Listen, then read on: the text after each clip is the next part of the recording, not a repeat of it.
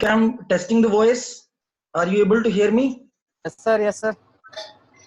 I'm taking all of you on mute. मैं सभी को म्यूट पे ले रखा हूँ so that बीच में कोई भी डिस्टरबेंस ना हो. आपको भी मैं म्यूट पे ले रहा हूँ. अगर किसी को विजुअल कोई प्रॉब्लम हो तो डिस्प्ले स्क्रीन के ऊपर अभी एक नंबर शो हो रहा है, उसके ऊपर आप व्हाट्सएप या कॉल कर सकते हैं.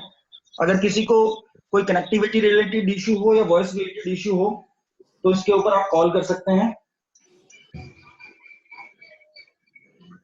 सभी से रिक्वेस्ट है कि अपने आप को म्यूट पे रखिए. मैंने यहाँ से म्यूट पे किया हुआ है, लेकिन जो लोग अभी म्यूट पे नहीं जा पा रहे हैं, न्यू ज्वाइनिंग है, मैं एडमिट करते जा रहा हूँ, तो वो उनसे रिक्वेस्ट है वो अपने आप को म्यूट पे रखें. जैसे ही प्रोग्राम के अंदर क्वेश्चन आंसर सेशन रहेगा, वैसे ही मैं जिन लोगों के क्वेश्चंस होंगे उनको अनम्यूट करूंगा. वो जस्ट एक बार अपना हैंड रेज करेंगे. लेफ्ट साइड में बटन होगा, उसके ऊपर मोर के ऊपर जाएंगे, हैंड रेज करेंगे, मैं उनको अनम्यूट करूंगा, वो अपना क्वेश्चन पूछेंगे, मैं उनको सेटिस्फाई करने की पूरी कोशिश करूंगा. It is very important programme. किसी भी कंपनी के अंदर बहुत अच्छा effective quality management system implement करने के लिए डॉक्यूमेंट डेटा कंट्रोल और रिकॉर्ड कंट्रोल बहुत अच्छे से इंप्लीमेंट होना बहुत जरूरी है. सभी का स्वागत करता हूं इस प्रोग्राम के अंदर. हालांकि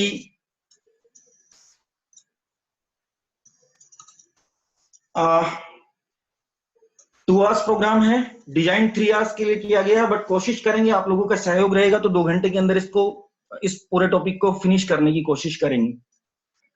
इसके अंदर जो थ्योरेटिकल पोर्शन था, पिछली बार के प्रोग्राम की एक्सरसाइज के फीडबैक के हिसाब से, वो थ्योरेटिकल पोर्शन यहां से हमने रिमूव कर दिया है.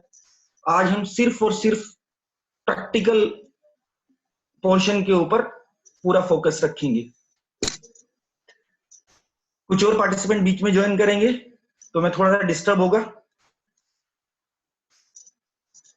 Okay, so we can start now. Shafiq, I'm taking you on the mute or I'll take you on the voice. Mute. आपको मैं वॉइस पे ले रहा हूं so that कोई भी फीडबैक होगा तो आप देते रहिएगा related to video, related to audio. Okay sir. Okay. Okay. And आपकी कुछ हेल्प चाहिए होगी, कुछ डेटा शेयरिंग होगा तो मैं आपको बीच बीच में जैसे होगा वो मैं आपको बताता रहूंगा. वो आप सो दैट हम टाइम सेव कर सकें. बहुत सारे लोग हमारे साथ में जुड़े हुए हैं, उनका एक एक मिनट बहुत कीमती है, तो हम लोग उसका बेनिफिट उठाएंगे. Okay, let's start.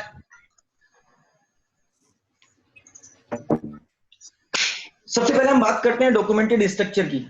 अगर हम डॉक्यूमेंट सिस्टम की बात करें तो हम किसी भी ऑर्गेनाइजेशन, किसी भी संस्थान, किसी भी कंपनी के अंदर काम कर रहे होते हैं तो हम चारों तरफ कहीं ना कहीं कम्युनिकेशन के लिए, इंफॉर्मेशन के लिए, रिपोर्टिंग के लिए, एविडेंस कलेक्शन के लिए हम सिर्फ और सिर्फ डॉक्यूमेंट की बात करते हैं. इट मींस किसी भी संस्थान के लिए एक से अधिक व्यक्ति जहां पे कार्य कर रहे हो, उस संस्थान के लिए सबसे इंपॉर्टेंट चीज डॉक्यूमेंट आ जाता है. इवन जिस दिन हम किसी ऑर्गेनाइजेशन को, किसी कंपनी को स्टार्ट करते हैं, उस दिन से डॉक्यूमेंट शुरू हो जाता है. मींस रजिस्ट्रेशन प्रोसेस जिस दिन कंपनी का होता है तो उस दिन का रजिस्ट्रेशन नंबर जिस पेपर के ऊपर आता है वो भी एक डॉक्यूमेंट होता है, भले वो लीगल डॉक्यूमेंट रहे. अगर हम आज स्ट्रक्चर की बात करें तो स्ट्रक्चर के अंदर देखिए तो सबसे पहला क्वालिटी मैनुअल है, सेकंड में प्रोसीजर है. प्रोसीजर प्रोसेस वाइज हो सकते हैं, मैनुअल पूरी कंपनी का एक हो सकता है या ये भी प्रोसेस वाइज हो सकते हैं. फिर इंडिविजुअल की रेस्पॉन्सिबिलिटीज हैं और इंटरफेसेस हैं. नेक्स्ट फेज पे जाते हैं तो वर्क इंस्ट्रक्शन है, डिटेल इंस्ट्रक्शंस हैं, प्रोसेस टूल्स हैं, चेकलिस्ट हैं, मास्टर लिस्ट हैं, और बहुत कुछ हो सकता है. कंट्रोल प्लान्स हो सकते हैं, क्वालिटी प्लान्स हो सकते हैं. अगर लास्ट स्टेज के ऊपर जाएं तो फॉर्म्स एंड रिकॉर्ड्स हैं, जिसमें रिपोर्ट्स हैं, फील्ड फॉर्म्स हैं, लिंक वर्क्स इंस्ट्रक्शंस हैं, ये हो सकती हैं. तो ये एक मोटा मोटी एक किसी भी ऑर्गेनाइजेशन का डॉक्यूमेंटेड स्ट्रक्चर रहता है. समवन ज्वाइन, जस्ट नो, इसके अंदर है, अलमारी के अंदर। अलमारी, अरे अलमारी के अंदर है, अलमारी नहीं दिखाई दे रही देखो। नेक्स्ट, बताइए बिल्कुल।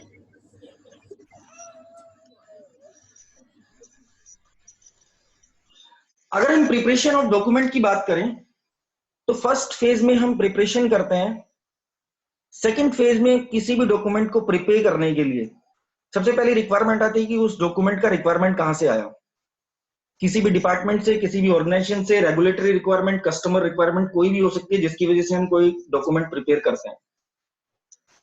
सेकंड फेज में उसका रिव्यू करते हैं और उसका अप्रूवल लेते हैं। अप्रूवल हमेशा हायर अथॉरिटी से लिया जाता है। फिर उस डॉक्यूमेंट को रिलीज करते हैं।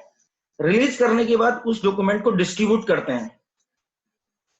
हो सकता है वो डॉक्यूमेंट एक लोकेशन के ऊपर यूज होना हो सकता है वो डॉक्यूमेंट 2 लोकेशन के ऊपर यूज होना हो सकता है वो डॉक्यूमेंट 3 लोकेशंस के ऊपर यूज होना हो हमारी ऑर्गेनाइजेशन के अंदर। यहां जब मैं लोकेशन की बात और डिस्ट्रीब्यूशन की बात करता हूं तो यहां कई बार एक ही लोकेशन के ऊपर 2 अथॉरिटीज को भी जरूरत होती है। तो इस बात को भी हमें हमेशा ध्यान रखना चाहिए। मींस अगर एक डिपार्टमेंट है, से क्वालिटी डिपार्टमेंट है, क्वालिटी डिपार्टमेंट में एक ही डॉक्यूमेंट 2 जगह यानी इनकमिंग इंस्पेक्शन में और मे बी लैबोरेटरी के अंदर यूज हो रहा हो, तो इस चीज को ध्यान रखिएगा। नेक्स्ट स्टेज पे जाते हैं, स्टोरेज, एक्सेस एंड सिक्योरिटी। बहुत इंपॉर्टेंट है। इंफॉर्मेशन मैनेजमेंट सिक्योरिटी पूरा का पूरा सिस्टम ही इसी के बेस पे इंटरनेशनली डिजाइन किया गया है। स्टोरेज, एक्सेस एंड सिक्योरिटी, हमारे डॉक्यूमेंट्स हमने अपने लिए क्रिएट किए हैं, ऑर्गेनाइजेशन के लिए क्रिएट किए हैं, लेकिन उन डॉक्यूमेंट्स के अंदर बहुत सारी इंफॉर्मेशन ऐसी होती हैं जो कस्टमर रिलेटेड होती हैं, बहुत सारी इंफॉर्मेशन ऐसी होती हैं जो हमारी ट्रेड से रिलेटेड होती है। तो उनका स्टोरेज, एक्सेस और सिक्योरिटी बहुत इंपॉर्टेंट है। हम इसके ऊपर डिटेल डिस्कशन करेंगे। नेक्स्ट स्टेज में आ जाता है चेंज, ऑल्टरेशन। बहुत इंपॉर्टेंट पॉइंट है। जब जरूरत होती है तब हम डॉक्यूमेंट को चेंज कर देते हैं, अपडेट कर देते हैं, ऑल्टर कर देते हैं। बट वो जो ऑल्टरेशन हमने किया है, जो चेंज किया है, वो कहीं ना कहीं किसी प्रोसेस फेल्योर की वजह से, रिजेक्शन को रिड्यूस करने की वजह से, कस्टमर के लिए करेक्टिव एक्शन लेने की वजह से हमने किया होता है।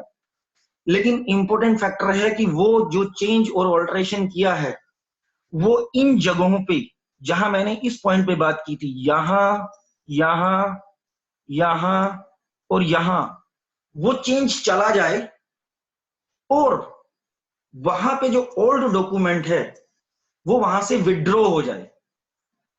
This withdraw. और जो ओल्ड डॉक्यूमेंट है उसका डिस्पोजिशन हो जाए। अगर ये विड्रॉ और डिस्पोजिशन हम नहीं करेंगे तो डेफिनेटली वो डॉक्यूमेंट कहीं ना कहीं फिर से यूज हो जाएगा।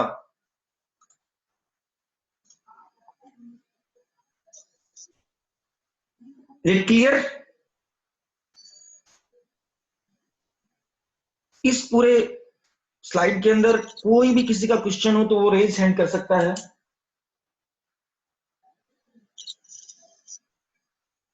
अगर क्लियर है तो हम आगे चलते हैं।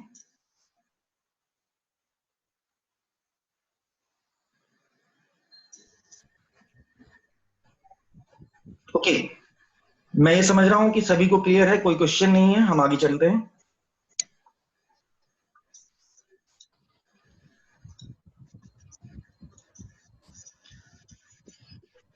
स्टैंडर्ड की रिक्वायरमेंट की बात कर लेते हैं। नॉर्मली हम जब किसी ऑर्गेनाइजेशन के लिए, किसी संस्थान के लिए, किसी कंपनी में, किसी उद्योग के अंदर जब हम आईएसओ इंप्लीमेंट करते हैं तो वो आईएसओ का जो नंबर है वो आईएसओ 9001 2015 है। मैं जब आईएसओ 9001 2015 बोल रहा हूं तब इसके साथ साथ आप आईएसओ 22000, आईएसओ 14001, आईएसओ 45001, आईएटीएफ 16949 सभी को मान के चलिएगा, क्योंकि ये जो रिक्वायरमेंट्स हम आपके साथ शेयर कर रहे हैं ये सिर्फ आईएसओ 9001 का रिक्वायरमेंट नहीं है, ये सभी स्टैंडर्ड्स का रिक्वायरमेंट है। जो एडिशनल होगा वो आज हम आगे आने वाली स्लाइड्स के अंदर क्लियर करेंगे। यहां पे मैंने डेफिनेशन के ऊपर मार्क किया, यहां पे ISO 9001 ना लिख के ISO 9000 लिखा हुआ है। मींस मैं ISO 9001 की बात नहीं कर रहा हूं, क्योंकि ISO 9001 के अंदर रिक्वायरमेंट्स दी गई हैं। रिक्वायरमेंट्स क्या है, जो हमें कंपनी के अंदर, अपनी ऑर्गेनाइजेशन के अंदर, अपने संस्थान के अंदर इंप्लीमेंट करना है। मैं यहां बात कर रहा हूं ISO 9000 की। ISO 9000 सपोर्टिंग स्टैंडर्ड है ISO 9001 के लिए, जहां पे डेफिनेशंस दी गई हैं। यानी ISO 9001 के लिए जो रिक्वायरमेंट दी गई हुई है, वो एक तरह से रहीम दास जी के दोहे हैं। उनको समझने के लिए, उनके शब्दों का परिभाषा समझने के लिए, उनकी डेफिनेशंस क्लियर करने के लिए हमें ISO 9000 पढ़ना बहुत जरूरी है, क्योंकि उसके अंदर पूरा फंडामेंटल और डेफिनेशंस दी गई हैं। तो मैं कुछ डेफिनेशंस की बात करूंगा मेजर, जो just related to document data control है। ISO 9001 के अंदर जो इस वक्त टर्मिनोलॉजी यूज होती है, वो होती है documented information. Document, data, format, record, सभी को प्रोसीजर, सभी को खत्म करके एक स्पेसिफिक टर्मिनोलॉजी का यूज किया गया है, जिसको बोला गया है डॉक्यूमेंटेड इंफॉर्मेशन। अब हम धीरे धीरे उसी के ऊपर जाएंगे। तो 3.8.1 पढ़ लेते हैं। 3.8.1 बात करता है data. What is data? Data is the facts about an object. Object क्या हो सकता है?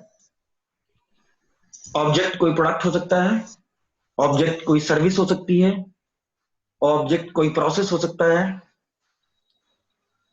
ऑब्जेक्ट कोई सेट ऑफ पैरामीटर हो सकता है।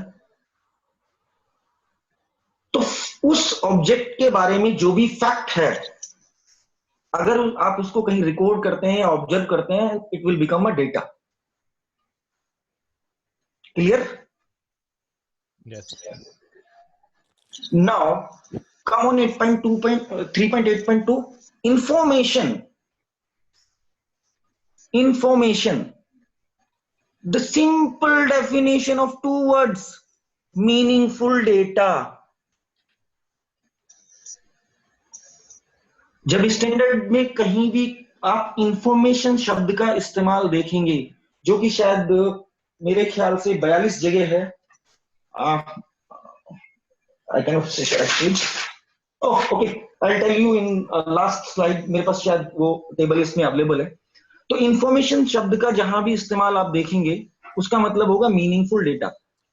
डेटा कंपनी के अंदर बहुत जनरेट होते हैं, कुछ कंपनियों के अंदर तो बहुत ही फालतू डेटा जनरेट होते हैं। यहां हम बात कर रहे हैं मीनिंगफुल डेटा, जिस डेटा से हम कोई वैल्यू निकाल सकते हैं, जिसको हम वैल्यू एडिशन कर सकते हैं, जिसको हम प्रोसेस इंप्रूवमेंट के काम ले सकते हैं, जिससे कोई हम सब्जेक्टिव इंप्रूवमेंट कर सकते हैं, उस मीनिंगफुल डेटा की बात कर रहा है। एंड डेफिनेटली जब हम मीनिंगफुल डेटा की बात करते हैं, तो वो कहीं ना कहीं स्ट्रक्चर्ड होता है। डिटेल में हम बाद में बात करेंगे। मेरे ख्याल से इतना समझ में आना चाहिए कि मीनिंगफुल डेटा का मतलब क्या है। मीनिंगफुल डेटा का मतलब है जो हमारे काम आ सके, साधारण भाषा में अगर बात करें तो। 3.8.3 के ऊपर चलते हैं। ऑब्जेक्टिव एविडेंस, बहुत छोटी सी डेफिनेशन है।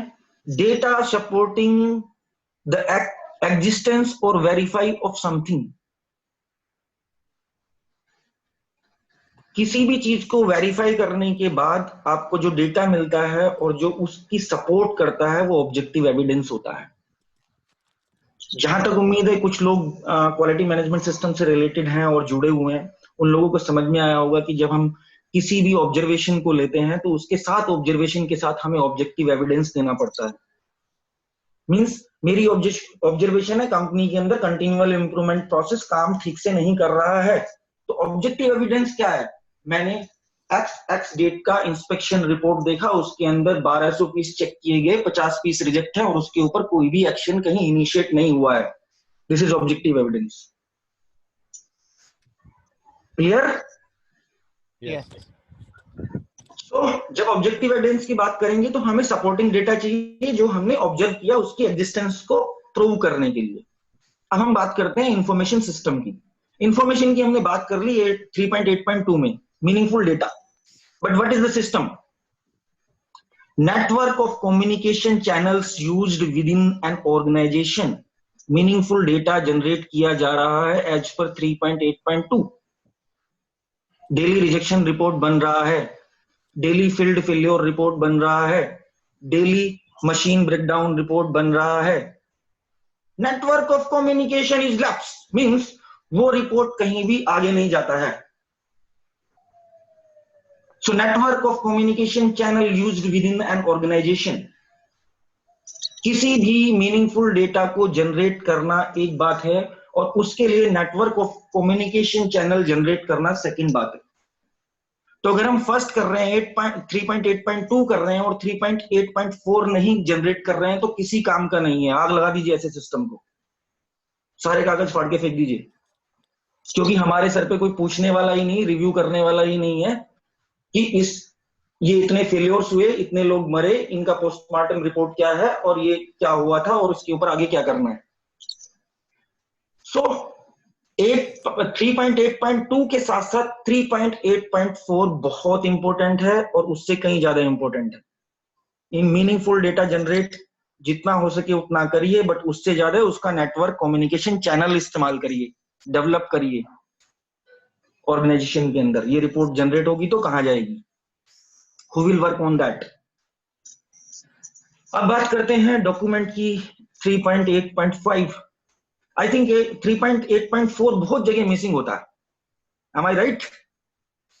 Absolutely right, sir. 3.8.5 की बात करते हैं, document. What is document? Information and the medium on which it is contained.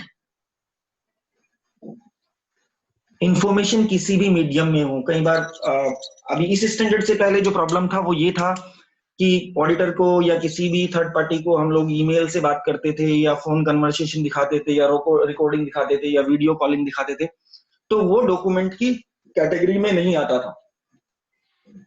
लेकिन आज इंफॉर्मेशन वो किसी भी मीडिया के अंदर हो उसको डॉक्यूमेंट की कैटेगरी में लिया जाता है।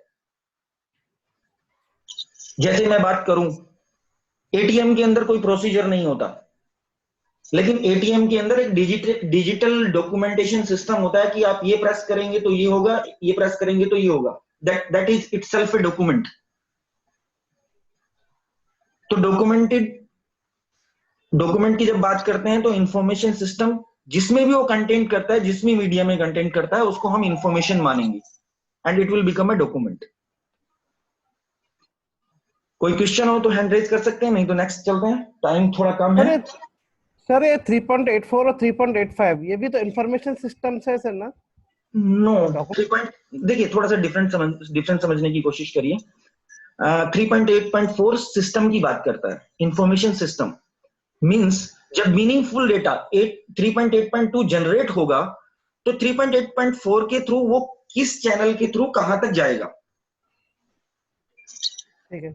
मैं सपोज बात करता हूं कि मशीन ब्रेकडाउन होगा, तो मशीन ब्रेकडाउन होगा तो ये मेंटेनेंस हेड के पास तक डेली एक समरी जाएगी। बट महीने के लास्ट में जो समरी जनरेट होगी कि कितनी मशीनें ब्रेकडाउन हुई, तो वो जो रिपोर्ट होगी वो डायरेक्टर तक जाएगी। तो this is called channel. Okay, next चलते हैं।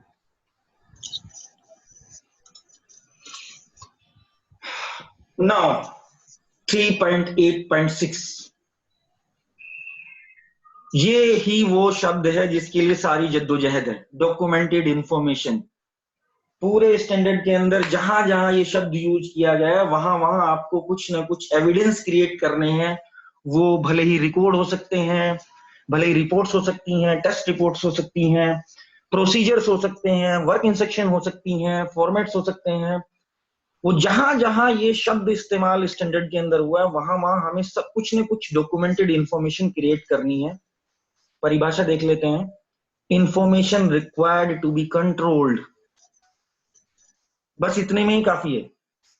Information required to be controlled and maintained by an organization and the medium on which it is contained. Means जो डॉक्यूमेंटेड इंफॉर्मेशन है, भले ही वो ईमेल है, भले ही वो वीडियो है, भले ही कुछ भी है, वो आपका कंट्रोल्ड होना चाहिए।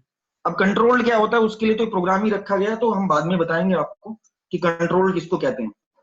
हर चीज का कंट्रोल अलग अलग होता है, तो उसके बारे में बाद में बात करें।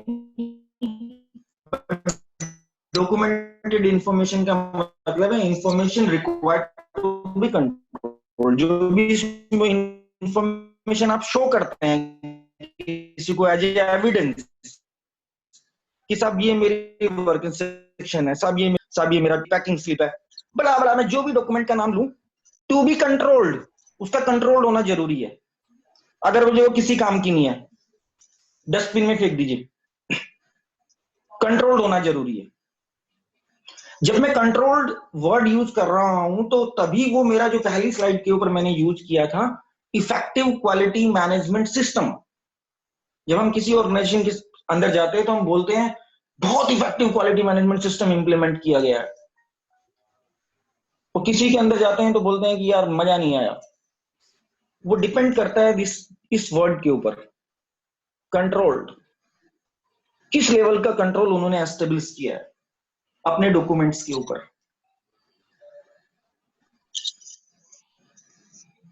3.8.7 पे चलते हैं, क्योंकि जो कंट्रोल शब्द है इसके ऊपर तो पूरा प्रोग्राम ही है, तो थोड़ा फास्ट चलूंगा।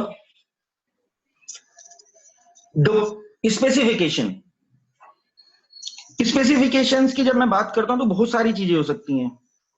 टेक्निकल स्पेसिफिकेशन बहुत सारे प्रोडक्ट्स के लिए होती हैं, बहुत सारे प्रोडक्ट्स के लिए टेक्निकल स्टैंडर्ड्स होते हैं, ड्राइंग्स होती हैं, इंस्पेक्शन स्टैंडर्ड्स होते हैं, टेस्ट मेथड्स होते हैं, तो वो सब स्पेसिफिकेशंस के अंदर आते हैं। तो स्पेसिफिकेशन की डेफिनेशन क्या है? डॉक्यूमेंट स्टेटिंग रिक्वायरमेंट्स, प्रोडक्ट, सर्विस, उसके लिए जो भी रिक्वायरमेंट है उसको जो स्टेट करता है जिस डॉक्यूमेंट के अंदर वो आती हैं, दैट बिकम स्पेसिफिकेशन। मैं प्रोडक्ट की बात करता हूं, जब किसी प्रोडक्ट का डायामीटर, किसी प्रोडक्ट की स्ट्रेंथ, किसी प्रोडक्ट की वेल्डिंग स्ट्रेंथ, किसी प्रोडक्ट की लेंथ, डायमेंशंस जिसमें दी गई है, वो स्पेसिफिकेशन। अगर मैं सर्विसेज की बात करता हूं, कितना टाइम, कितना डिलीवरी टाइम, आस्किंग रेट, जब इन चीजों की बात करता हूं तो सर्विस की स्पेसिफिकेशंस आ जाती हैं। तो 3.8.7 specification is a document स्टेटिंग requirements.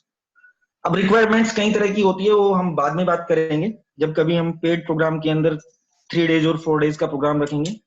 Direct requirement होती है, स्टेटेड रिक्वायरमेंट होती है, कुछ एक्सपेक्टेशन होती है बट वो रिक्वायरमेंट्स में कवर की जाती हैं। स्टेटरी रेगुलेटरी रिक्वायरमेंट्स होती हैं जो कहीं लिखी नहीं होती, लेकिन हमें वो उनको पता करना होता है हमारी ऑर्गेनाइजेशन के लिए कौन से रिक्वायरमेंट्स हैं जो एप्लीकेबल है। आई थिंक इट इज क्लियर।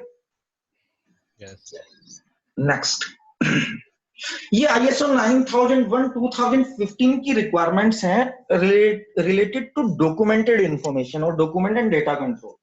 इनको मैं बिल्कुल नहीं पढ़ूंगा क्योंकि ये आप लोगों के लिए होमवर्क है, और कभी हम जब पेड प्रोग्राम में मिलेंगे तब हम इसके ऊपर बात करेंगे कि ये क्या क्या बोलते हैं। तो सिर्फ इतना नोट कर लीजिएगा अपनी डायरी में कहीं या स्क्रीनशॉट ले लीजिएगा।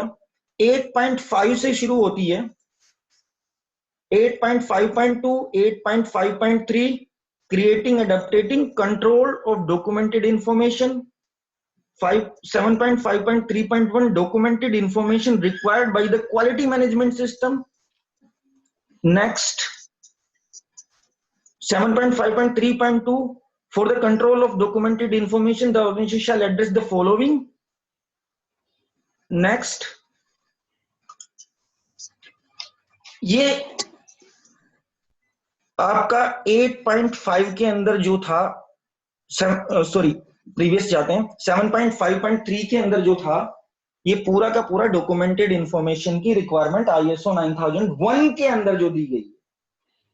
मैंने जो डेफिनेशन समझाई थी वो आपको ISO 9000 की समझाई थी, पर 9001 के अंदर जो रिक्वायरमेंट दी गई है, जो हमें इंप्लीमेंट करनी है, ये आपको पढ़ना है। It is a homework. इनका स्क्रीनशॉट लेना है तो मैं वापस से खोल देता हूं, अदरवाइज इसकी जो सॉफ्ट कॉपी है वो PDF फॉर्म में आपके पास मेल से आ जाएगी और व्हाट्सएप पे आ जाएगी, जिन जिन लोगों के नंबर्स हैं। तो बाकी जो लोग वापस, जो फर्स्ट पेज पे नंबर दिया गया था वो लास्ट में फिर से डिस्प्ले होगा, उसके ऊपर व्हाट्सएप करेंगे तो व्हाट्सएप के ऊपर आपको सॉफ्ट कॉपी इसकी आ जाएगी PDF फॉर्म में। तो कोई प्रॉब्लम नहीं है, टेंशन लेने की जरूरत नहीं है। फ्रीली सिर्फ यहीं पे रहिए और इसको समझने की कोशिश करिए जो मैं समझाना चाह रहा हूँ। नेक्स्ट चलते हैं। अब कुछ रिक्वायरमेंट्स हैं जो IATF भी बोलता है। अब ISO 14001 क्या बोलता है, 22000 क्या बोलता है, 45001 क्या बोलता है, 27001 क्या बोलता है, बला बला बला, बहुत सारे स्टैंडर्ड्स हैं। सब क्या बोलते हैं, वो वही बोलते हैं, लगभग लगभग वही सेम बोलते हैं जो ISO 9001 बोलता है। लेकिन IATF थोड़ा सा कुछ एक्स्ट्रा बोलता है। वो बोलता है 7.5.3.2.1 रिटेंशन ऑफ रिकॉर्ड्स, और दूसरा बोलता है इंजीनियरिंग स्पेसिफिकेशन। जबकि हम इसकी बात कर चुके हैं, लेकिन इसका थोड़ा सा डिफरेंस है। वो डिफरेंस क्या है कि रिकॉर्ड रिटेंशन में ये बात करता है कि रिकॉर्ड को तब तक संभाल के रखना है जब तक कंपनी की पॉलिसी क्या है, प्लस स्टेटरी रेगुलेटरी रिक्वायरमेंट क्या है, और कस्टमर की रिक्वायरमेंट क्या है। मैं एग्जांपल लेता हूं। आप में से कुछ ने कुछ लोग कहीं ना कहीं मारुति से जुड़े होंगे, मारुति सुजुकी MSIL। तो मारुति का रिक्वायरमेंट है कि इंस्पेक्शन का जो रिकॉर्ड है वो 10 इयर्स तक एटलीस्ट रिटेन करना है। तो मीन्स कस्टमर स्पेसिफिक है, उसमें कोई भी ISO का ऑडिटर या कोई भी थर्ड पार्टी आती है वो कुछ नहीं कर सकता, क्योंकि रिक्वायरमेंट है कि हमें ये 10 इयर्स मेंटेन करना है। दूसरी ये बात करता है कि जो प्रोडक्शन पार्ट अप्रूवल PPAP, अब ये भी हमने जो ट्रेनिंग प्रोग्राम कंडक्ट किया है अभी जो चल रहा है APQP PPAP, तो PPAPs are the document, product से रिलेटेड डॉक्यूमेंट्स होते हैं। तो उन डॉक्यूमेंट का रिटेंशन पीरियड और टूलिंग से रिलेटेड रिकॉर्ड, क्योंकि ये टूलिंग कभी कभी कस्टमर प्रॉपर्टी होती है, तो ये भी कस्टमर डायरेक्शन के ऊपर ही हमें रखना है। Plus 1 year contract, plus 1 year ऐसा करके रहता है। जिस दिन हमारे पास से वो प्रोडक्ट जाना बंद हो गया, खत्म हो गया हमारा कॉन्ट्रैक्ट, उसके बाद 10 साल का पीरियड है तो रखना ही रखना है, प्लस 1 ईयर, 1 साल और भी रखना है, मतलब 11 साल हो गए। नोट यहाँ पे देता है प्रोडक्शन पार्ट अप्रूवल डॉक्यूमेंट, बहुत इंपॉर्टेंट है क्योंकि IATF है, कस्टमर स्पेसिफिक स्टैंडर्ड है ऑटोमोटिव के लिए। तो प्रोडक्शन पार्ट अप्रूवल का हर जगह जिक्र करता है। Production part approval documented information में include approved product, applicable test equipment records और अप्रूवल टेस्ट डेटा। मतलब टेस्टिंग रिपोर्ट्स और टेस्टिंग रिकॉर्ड्स को हमें, और अप्रूव्ड प्रोडक्ट डॉक्यूमेंट को हमें कॉन्ट्रैक्ट प्लस 10 साल प्लस 1 ईयर तक संभाल के रखना है। अभी आगे बात करेंगे संभलेगा कैसे, क्योंकि ऐसे हम बात कर लेते हैं सिर्फ क्लास के अंदर कि ये संभाल के रखना है, बट संभलेगा कैसे वो बड़ा इंपॉर्टेंट है। आजकल तो वैसे आसान हो गया, लेकिन फिर भी बहुत इंपॉर्टेंट है। Engineering specification, the organisation shall have a documented process describing the review, distribution and implementation of all customer engineering standard specification related revisions based on the customer schedules required। तो जैसे हम इंटरनल डॉक्यूमेंट के लिए जो revision control होता है उसको document distribution system होता है, वैसे ही हमें इंजीनियरिंग स्पेसिफिकेशंस के लिए भी रखना है। वो इंटरनल भी हो सकती है और कस्टमर इंजीनियरिंग स्पेसिफिकेशन भी हो सकती है, बट यहाँ स्पेसिफिक बात करता है कस्टमर इंजीनियरिंग स्टैंडर्ड स्पेसिफिकेशन, तो उनके रिवीजन को कंट्रोल करना है। एक बात ध्यान रखने की कोशिश करिएगा, जो लोग IATF के ऊपर काम करते हैं या जो IATF सर्टिफाइड कंपनीज में काम कर रहे हैं, तो वहां इंजीनियरिंग स्पेसिफिकेशन जब जब चेंज होता है तो उसको इंजीनियरिंग चेंज नोट की तरह देखा जाता है, ECN की तरह देखा जाता है, और उसके लिए ट्रिगरिंग ऑफ PPAP जरूर होता है। जब हम पीपैप की ट्रेनिंग में जाएंगे तो ट्रिगरिंग क्या होता है वो हम उसके बाद उसमें डिस्कस करेंगे डिटेल में, बट पूरा का पूरा पीपैप रिव्यू करना होता है।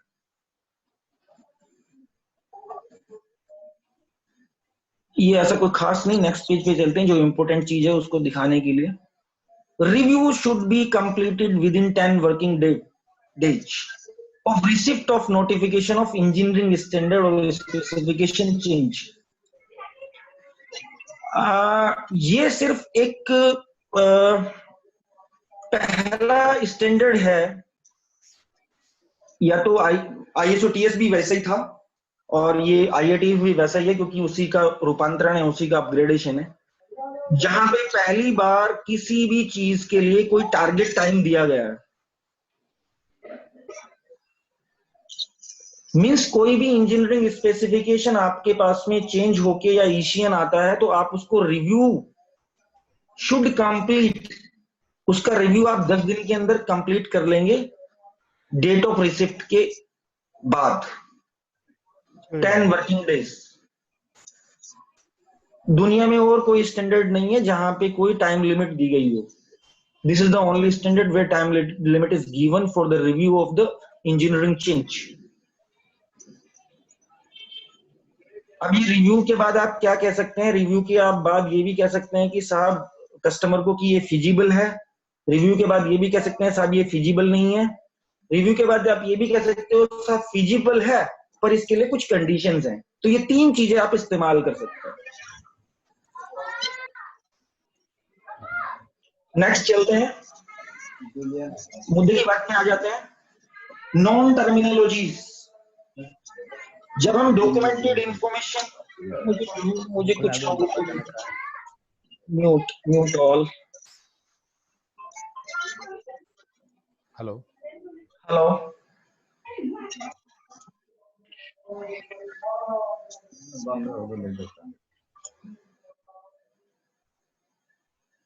now everyone is on mute।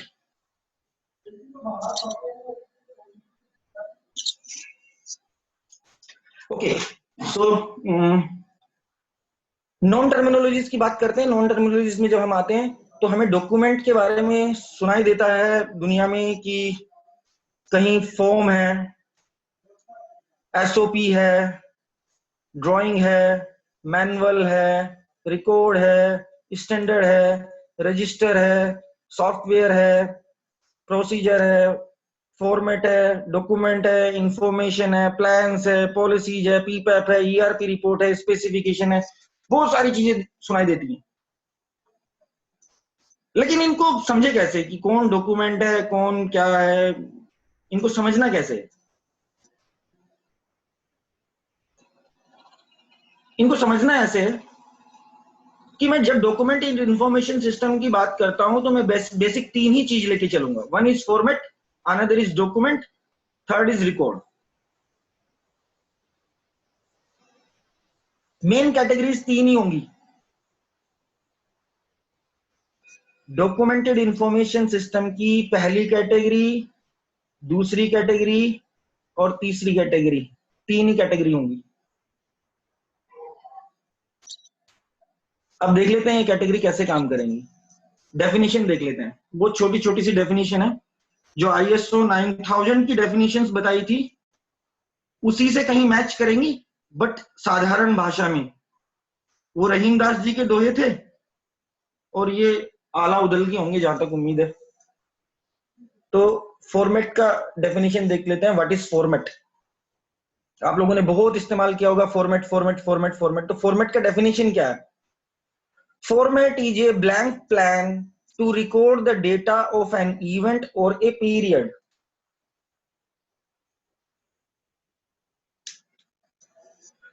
Format एक खाली खाका है, खाली प्लान है, क्या करने के लिए? किसी इवेंट या किसी एक समय अंतराल का डेटा रिकॉर्ड करने के लिए।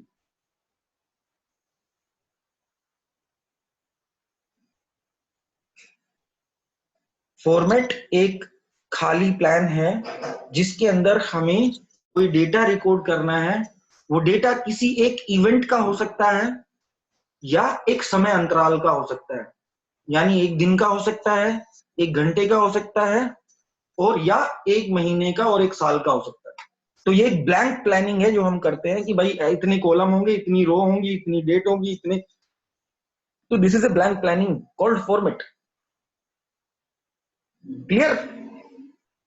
Document, what is document? Document is a approved and authorized guideline or information to operate an activity and task. किसी भी कार्य को कार्यान्वित करने के लिए कोई ऐसा इंफॉर्मेटिव डॉक्यूमेंट जो अप्रूव्ड और ऑथराइज्ड हो, वो डॉक्यूमेंट कहलाता है। वर्क इंस्ट्रक्शन हो सकती है, प्रोसीजर हो सकता है, कंट्रोल प्लान हो सकता है, क्वालिटी प्लान हो सकता है, ड्राइंग हो सकती है, प्रोसेस कंट्रोल स्टैंडर्ड हो सकता है, टेस्ट स्पेसिफिकेशन हो सकती है, आईएसओ स्टैंडर्ड हो सकता है, आईसी स्टैंडर्ड हो सकता है, आईएस स्टैंडर्ड हो सकता है, कुछ भी हो सकता है, बट वो गाइडलाइन होना चाहिए approved and authorised.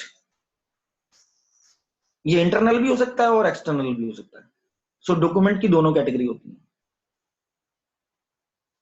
Record, record कुछ भी नहीं है।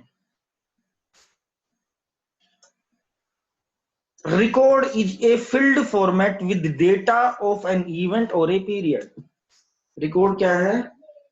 जो खाली फॉर्मेट था उसमें हमने डेटा फिल कर दिया किसी एक इवेंट का या किसी समय अंतराल का, 1 महीने का, 2 महीने का, 4 महीने का, 6 महीने का, तो वो रिकॉर्ड बन जाता है।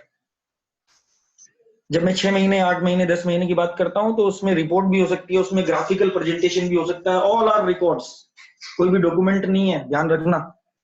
आगे से ये 3 शब्दों को इस्तेमाल करते हुए, 1, 2, 3, इन 3 शब्दों को इस्तेमाल करते हुए जहां तक उम्मीद है इस ट्रेनिंग के अंदर जितने पार्टिसिपेंट्स हैं वो इन 3 शब्दों का गलत इस्तेमाल नहीं करेंगे कहीं भी, मुझे पूरी उम्मीद है। फॉर्मेट खाली खाका है, डॉक्यूमेंट वो है जो गाइडलाइन है, अप्रूव्ड और ऑथराइज्ड है, और रिकॉर्ड वो है जब फॉर्मेट में कुछ भर दिया किसी एक समय के लिए या किसी समय अंतराल के लिए, तो वो रिकॉर्ड बन जाता है। आई think it is clear. Clear है? आगे चलें। हाँ जी, हाँ जी सर, आगे सप्लायर को, तो सप्लायर के लिए उसकी रेटिंग, कस्टमर की रेटिंग किस में आएगी? रिकॉर्ड में आएगी या डॉक्यूमेंट में आएगी? समझा नहीं, आप दोबारा से सवाल पूछिए। हाँ, एक कस्टमर ने अपने सप्लायर को रेटिंग दी, ओके, सेटिस्फेक्शन रेटिंग दी, ओके, तो सप्लायर उसको क्या मान के चलेगा? डॉक्यूमेंट मान के चलेगा या रिकॉर्ड मान के चलेगा? रिकॉर्ड में आएगा जी। लेकिन उसमें तो उसने कुछ फिल किया नहीं है, वो तो कस्टमर से फिल किया हुआ मिला है उसको। हाँ, वो रिकॉर्ड होगा। अच्छा, रिकॉर्ड होगा जी, ठीक है, थैंक यू। क्योंकि मैं आपको एक चीज और क्लियर कर देता हूँ। हम उसको रिकॉर्ड, कुछ लोगों के अंदर कुछ कंफ्यूजन रहता है और कई बार ये सवाल उठता है कि जो कस्टमर से प्रोवाइडेड चीजें हैं वो डॉक्यूमेंट में आनी चाहिए। नहीं, ऐसा नहीं है। आप इसको थंब रूल मत बना के चलिए। रीजन क्या है? आपको जनवरी मंथ की रेटिंग मिली, आपको फरवरी मंथ की फिर मिलने वाली है। It means it is a record, क्योंकि हर बार चेंज होता जा रहा है। ठीक है, ठीक है। अगर यही कस्टमर की दी हुई ड्राइंग होती तो डॉक्यूमेंट होता, क्योंकि वो अब चेंज होगी ना, जब दोबारा चेंज होगी तो पूरा प्रोसीजर ही चेंज होगा, पूरा पीपीएफ ही चेंज हो जाएगा। बिल्कुल ठीक है, वो एक गाइडलाइन हो गई ड्राइंग को, तो इसकी वो डॉक्यूमेंट में जी जी जी, ठीक है sir, thank you very much. Right जी, राइट जी, वेलकम। आगे चलते हैं।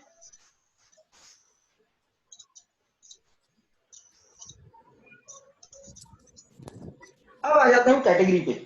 बहुत कंफ्यूजन था, तो वो जो पहले वाले पेज का, सेकंड वाले पेज का कंफ्यूजन था, यहाँ पे क्लियर कर देते हैं। Documented information, sorry next. Documented information ये स्टैंडर्ड की टर्मिनोलॉजी है। मैंने बोला 2 भाग होते हैं, एक फॉर्मेट, एक डॉक्यूमेंट। फॉर्मेट क्या है? फिल कर दिया, when filled with the data of a period and A event. एक इवेंट का और एक पीरियड का जब डेटा फिल हो गया, it will become a record. Format के अंदर जब भी डेटा फिल हुआ, रिकॉर्ड बनेगा, भले ही वो ग्राफिकल फॉर्म में हो, भले ही वो चेकलिस्ट हो, भले ही वो रिपोर्ट के फॉर्म में हो, तो वो क्या बन जाएंगे? प्लान्स हो सकते हैं, रिपोर्ट्स हो सकती है, इंस्पेक्शन डेटा हो सकता है, प्रोडक्शन डेटा हो सकता है, इलेक्ट्रॉनिक डेटा हो सकता है, फील्ड रिपोर्ट हो सकती है, सर्विस रिपोर्ट हो सकती है। ये सब रिकॉर्ड्स हैं।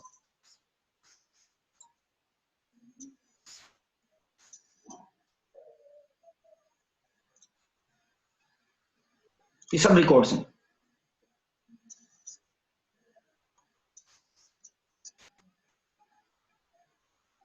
और भी बहुत हो सकता है इसमें। ब्रेकडाउन रिपोर्ट है, कस्टमर सेटिस्फेक्शन सर्वे है, इंटरनल ऑडिट प्लान्स हैं, इंटरनल ऑडिट एनसीआर है, कस्टमर कंप्लेंट रिपोर्ट है, करेक्टिव एक्शन रिपोर्ट है, ब्रेकडाउन एनालिसिस रिपोर्ट है, ओके ओके है, सब कुछ। All are records, all are records. अब डॉक्यूमेंट के ऊपर चलते हैं। Vinay, there is some problem in your internet, you are, yes sir. आप बार बार मीटिंग से बाहर चले जा रहे हैं।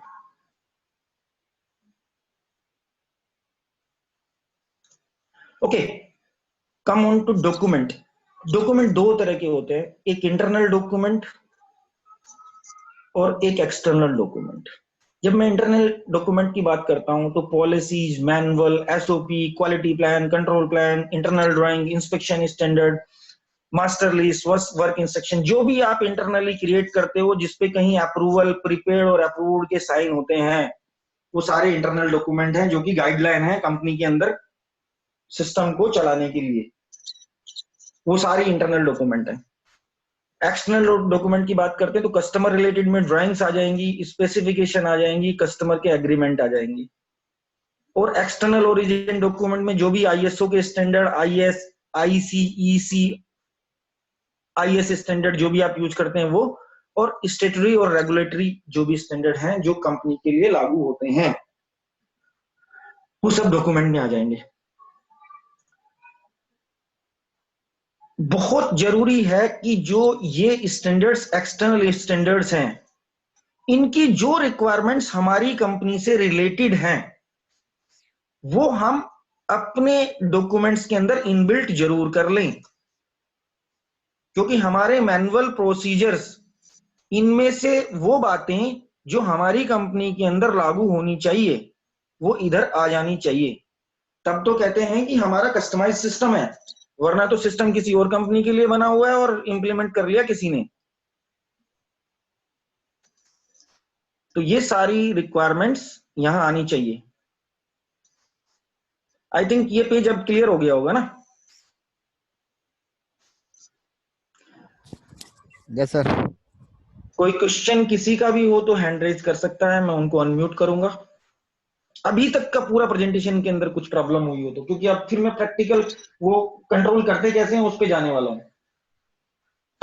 We have almost 50 minutes programme हमारा ओवर हो चुका है और थ्योरेटिकल मेरे ख्याल से सारी चीजें खत्म होने वाली हैं। अब सिर्फ हम प्रैक्टिकल चीजों पे बात करेंगे। तो अभी तक का कोई भी सवाल हो तो वो हैंड रेज करें, मैं उनको अनम्यूट करता हूं, वो अपना सवाल पूछे, मैं उसको सेटिस्फाई करने की कोशिश करूंगा।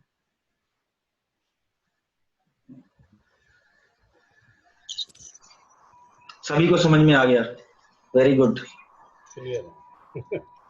Very good. या तो ट्रेनर बहुत अच्छा है या तो ट्रेनिंग बहुत अच्छे हैं। ट्रेनर ही अच्छा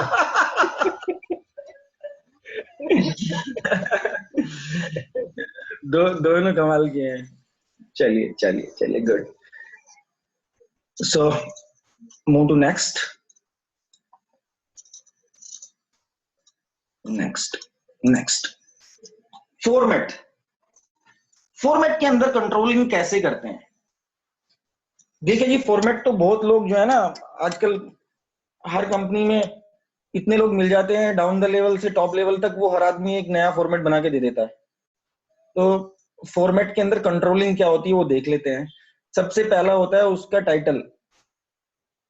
नंबर 1, टाइटल बहुत इंपॉर्टेंट है। Title should be unique. Company के अंदर अगर 100, 150, 200 फॉर्मेट यूज हो रहे हैं तो उनके टाइटल आपस में मैच नहीं करने चाहिए। एक टाइटल वापस आना ही नहीं चाहिए, वो टाइटल जो आ गया, वो टाइटल दोबारा नहीं आना चाहिए। सेकंड क्या होता है, उसके ऊपर एक नंबर लिखा होता है। यहां एक नंबर लिखते हैं अपन, वो नंबर ऐसे कुछ लिखते हैं ABC/F/PD/01, फिर उसके नीचे लिखते हैं रिवीजन नंबर 00, इफेक्टिव डेट ये बला बला। तो मैं दो चीजों के ऊपर ध्यान देना चाहूंगा। नंबर 1 ये, यानी नंबर 1 वो थी, इसको हम नंबर 2 बोलेंगे, और इसको हम नंबर 3 बोलेंगे, इसको हम नंबर 4 बोलेंगे। नंबर 1 ये रिपीट नहीं होना चाहिए। नंबर 2 पे हम जाते हैं, document format number. Format number को जब देते हैं तो बहुत सारे लोग देते हैं कंपनी का नाम plus F means format, this is the name of the company, ABC international यहां से लिया है, F means format, PD means product development, और 0102 this is a running serial number. यानी आपने फॉर्मेट को डिपार्टमेंट वाइज ब्रेक कर दिया इस पर्टिकुलर केस में। दूसरा केस क्या होता है कि कई बार लोग इसको जो डिपार्टमेंट है, इसको डिपार्टमेंट को यहां से हटा देते हैं और इसकी जगह ISO के क्लोज यूज कर देते हैं 7.3। मतलब ये जो फॉर्मेट है कहीं ना कहीं ISO की किसी क्लॉज से रिलेटेड है। उस क्लॉज का नाम 7.3 है या 6.4 है या 8.2 है या 4.2 है, कुछ भी हो सकता है, कुछ लोग ऐसे लेते हैं। इंटरनेशनली मैं अगर बात करूं तो बहुत अच्छा रहता है आप इसको प्रोसेस, फंक्शन या डिपार्टमेंट वाइज रखिए। उससे क्या होता है, आपको समराइज करने में आसानी रहती है कि किस पर्टिकुलर डिपार्टमेंट के अंदर कितने फॉर्मेट्स यूज हो रहे हैं और कौन पर्टिकुलर डिपार्टमेंट कितने फॉर्मेट्स का ओनर है, क्रिएटर है, जनरेटर है। तो अच्छा ये रहता है कि इसको फंक्शन, प्रोसेस और डिपार्टमेंट वाइज लीजिए। जब मैं फंक्शन, प्रोसेस और डिपार्टमेंट की बात करता हूँ, दोनों सारी बातें एक ही हैं। मतलब परचेज एक प्रोसेस भी है, परचेज एक डिपार्टमेंट भी है। जब हम कमर्शियल मुद्दे में आते हैं तो परचेज को डिपार्टमेंट मान लेते हैं, और जब हम क्वालिटी मैनेजमेंट सिस्टम की बात करते हैं तो परचेज एक प्रोसेस हो जाता है। तो क्वालिटी एक डिपार्टमेंट बन जाता है जब हम कमर्शियल बात करते हैं, बट जब हम क्वालिटी मैनेजमेंट सिस्टम की बात करते हैं तो क्वालिटी एक फंक्शन बन जाता है, प्रोसेस बन जाता है। तो आप इसको डिपार्टमेंट वाइज लें तो अच्छा रहेगा। और ये ABC अपनी कंपनी का कोई शॉर्ट फॉर्म देना चाहें तो दे सकते हैं, नहीं देना चाहें तो मत दें, इससे कोई फर्क नहीं पड़ने वाला। ये सिर्फ मतलब ऐसे है कि आपकी आइडेंटिटी है वहां मिल जाएगी। रिवीजन 00, रिवीजन का मतलब है जब 00 करते हैं तो ये पहला रिवीजन है, फर्स्ट। ऐसा कहीं लिखा नहीं हुआ है कि इसको 00 ही लेंगे आप अपना 01 से शुरू कर दें, कोई दिक्कत नहीं है ऐसा। तो लेकिन इंटरनेशनली 00, 01, 02, 03 ऐसे ही चलता है, तो 00 से शुरू करें तो अच्छा है। तो ये पहला रिलीज है, फर्स्ट रिलीज। जिस भी फॉर्मेट में 00 दिखाई दे इसका मतलब पहला रिलीज है। इससे पहले इस फॉर्मेट का कोई नामो निशान नहीं था। और इफेक्टिव डेट यानी 27/12/2019 को इंप्लीमेंट हुआ, उससे पहले इससे रिलेटेड कोई डेटा नहीं मिलेगा कंपनी के अंदर। ठीक है जी। अब कई केस में यहां गड़बड़ होती है, जो मुझे तो बहुत बार सुनने को मिलती है, वो ये होती है कि ये इफेक्टिव डेट जरूरी नहीं है कि आप आज की लें। आपको सिस्टम बना रहे हैं, सिस्टम कंपनी के अंदर डेवलप कर रहे हैं, तो सिस्टम डेवलप करने में कोई दिक्कत नहीं है। लेकिन अपने फॉर्मेट के अंदर आप ये लिख सकते हैं कि ये जो है अगले महीने, यानी अगले वाला महीना आने वाला 1 मई 2020 से शुरू होगा जी, कोई बात नहीं। तो हम इसका जो रिकॉर्ड है 1 मई 2020 से ही देखेंगे, उससे पहले नहीं देखेंगे। तो फॉर्मेट आज डिजाइन हो गया और आपने प्लान कर लिया कि हम इसको 1 अप्रैल अगले साल से शुरू करेंगे, कोई दिक्कत नहीं है, अगले साल से शुरू कर लेना, कौन सी आप बता रही है। तो ये एक बहुत बड़ी बात है कि लोग क्या सोचते हैं कि इफेक्टिव डेट वही रखी जाए जिस दिन बना है, या उससे पीछे की रख लेते हैं जी, पुराना रिकॉर्ड बनाओ, बैठ के कागज फर्जी भरो, तो 3-4 लड़के लगा देंगे, आप फर्जी रिपोर्टें बनाओ। नहीं भैया, कोई जरूरत नहीं है बनाने की। जिस दिन आप इफेक्टिव डेट डालेंगे उसी दिन से देखेंगे। आप कहेंगे ये तो गड़बड़ हो जाएगी, फिर ऑडिटर आएगा वो प्रॉब्लम क्रिएट करेगा। कोई प्रॉब्लम क्रिएट नहीं करेगा। कारण क्या है कि आपने सपोज ये आज से शुरू किया इस फॉर्मेट में, और इससे पहले आपके पास एक रजिस्टर था जिसमें 3 कॉलम बने हुए थे ऐसे ही, बस आपका वो प्रोडक्शन वो ऑपरेटर था, वही एक रजिस्टर में लिखता था इतने प्रोडक्शन कर दिया, इतना ये प्रोडक्ट बना दिया। तो उसी को एक फॉर्मेट बनाइए, उसको 0-0 रिवीजन दीजिए, और इस वाले को 0-1 दे दीजिएगा। 0-1 0-1, ये 0-1 हो गया। 27 बार ऐसे 0-1 में रिकॉर्ड मेंटेन है, और उससे पहला 0-0 एक रजिस्टर सा था स्टूपिड सा, वो बनाते थे जी, कोई दिक्कत नहीं है। आई think it is clear. Yes sir. Okay, so coming on the next, identification. जो मैं अभी पिछले पेज पे समझा चुका हूं वही है। एबीसी FMR01, जहां ABC stand for company name, F stand for format, MR stand for management representative, department and function, OX मतलब ये जो digital numerical number is running serial number of the format. तो ये एक फॉर्मेट नंबर निकल के आ जाता है। नेक्स्ट चलते हैं। फॉर्मेट नंबर का कोई और कंफ्यूजन हो, फॉर्मेट नंबर और रिवीजन नंबर और इफेक्टिव डेट का कोई और कंफ्यूजन हो तो पूछ लीजिएगा, रेज हैंड करिएगा, मैं उसका आंसर कर दूंगा अभी।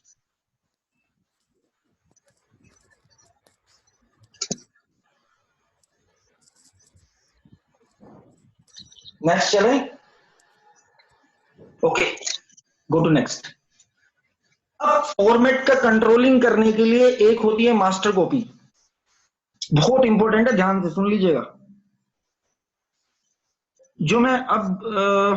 जो मैं इस वाली स्लाइड से बताना शुरू किया है, इस वाली स्लाइड के बाद में जो चीजें बताऊंगा वो हो सकता है आपने पहले सुनी हो या ना सुनी हो, मुझे कुछ पता नहीं है, लेकिन मैं इतना बताना जा रहा हूं कि मैं करीब 350 कंपनीज के अंदर पर्सनली विजिट किया है, और मैंने कहीं भी बेसिकली जो ये कंट्रोलिंग सिस्टम है इसको जिस लेवल पे ये फॉलो होना चाहिए ऐसे फॉलो होते हुए नहीं देखा है। ये मैं फैक्ट बता रहा हूं अपनी लाइफ का। और इंटरनेशनली मैं बहुत सारी कंपनीज के साथ जुड़ा हुआ हूं, वहां पे भी मैंने देखा है कि वहां भी बहुत लोगों को इसकी अवेयरनेस नहीं होती है, और बेसिक बहुत क्लियर है इसका जो मैं आपको बताने जा रहा हूं। इसमें से मैं बहुत सारी चीजें ऐसी छोड़ूंगा जो इलेक्ट्रॉनिक्स मीडिया और इलेक्ट्रॉनिक डेटा कंट्रोल से रिलेटेड है, वो मैं छोड़ दूंगा क्योंकि वो हमारे पेड ट्रेनिंग प्रोग्राम का पार्ट है, और अब टाइम कम होता है तो टाइम कम में इतना हम क्लियर भी नहीं कर सकते, लेकिन छोटा छोटा एग्जाम्पल देता रहूंगा बीच में। तो now come on to this point. कोई भी फॉर्मेट आपने बनाया, ये वही फॉर्मेट है जो वो आपको बड़ा बड़ा दिखाई दिया था, ये वही फॉर्मेट है।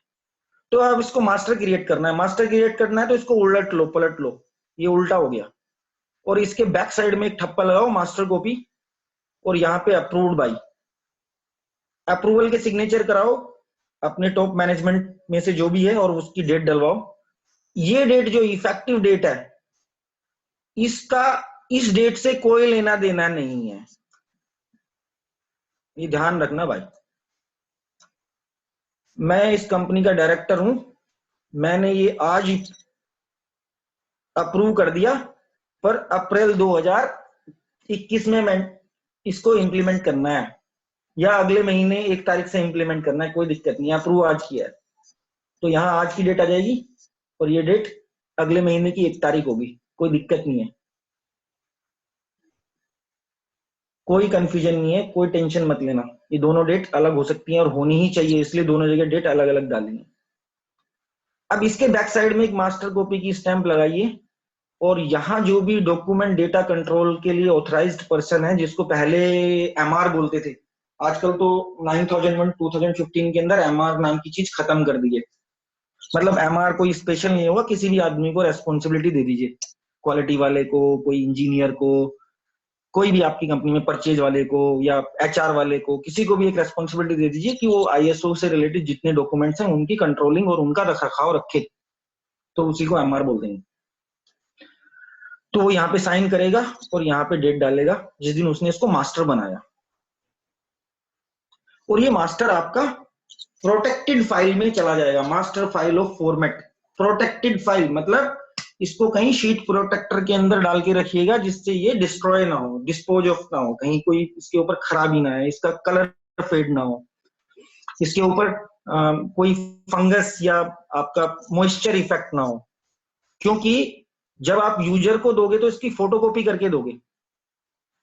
आजकल तो प्रिंट आउट भी बहुत सस्ते निकलने लगे हैं, तो प्रिंट आउट दे दोगे, कोई दिक्कत नहीं है। लेकिन प्रिंट आउट देते हुए इसके हिसाब से वेरीफाई कर लेना कि कोई किसी ने कॉलम बढ़ा तो नहीं दिया, कोई किसी ने कॉलम घटा तो नहीं दिया। उसका सबसे बढ़िया तरीका होता है इस फाइल को पासवर्ड प्रोटेक्टेड कर दीजिए या रीड ओनली कर दीजिए, आदमी सिर्फ प्रिंट आउट ले सके, चेंज ना कर सके।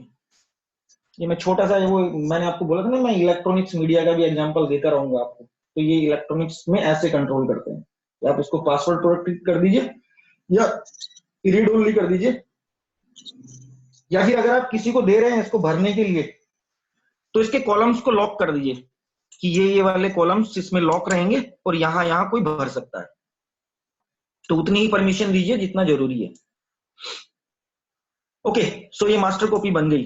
अब आप इसको डिस्ट्रीब्यूट करना चाहते हैं, आपके 3 डिपार्टमेंट इस फॉर्मेट को यूज कर रहे हैं, तो तीनों जगह इसकी फोटोकॉपी कर लीजिए। जब आप फोटोकॉपी करेंगे तो स्टैम्प बैक साइड में लगी हुई है।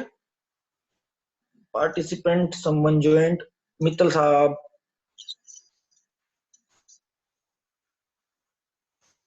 ओके।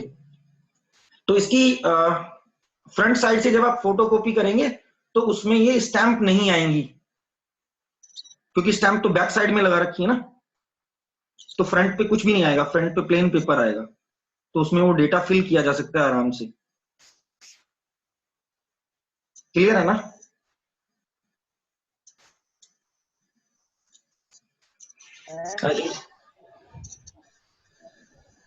क्लियर? हाँ, क्या कह रहे हो? हेलो हेलो, हाँ विवेक जी। हाँ जी। ये जो अप्रूव्ड के नीचे डेट लिखी हुई है और दूसरी स्टैम्प है एबीसी इंटरनेशनल मास्टर कॉपी, इसमें जो डेट लिखी हुई है जी, ये दोनों एक ही डेट हो होंगे ना? अलग अलग हो सकते हैं, कोई दिक्कत नहीं है, उसमें कोई वो नहीं कॉम्बिनेशन, कोई इश्यू नहीं है। और जो फॉर्मेट के ऊपर डेट है वो भी अलग होगा? बिल्कुल कोई दिक्कत नहीं है। सपोज आप मेरी कंपनी के एमडी है, मैंने फॉर्मेट बनाया और फॉर्मेट आपसे अप्रूव करा लिया आज, लेकिन मैं यहाँ इसको मास्टर कॉपी उस दिन बनाऊंगा जिस दिन मैं इसको उसमें अपनी मास्टर फाइल में डालने जा रहा हूँ। ठीक है ना? नेक्स्ट चले।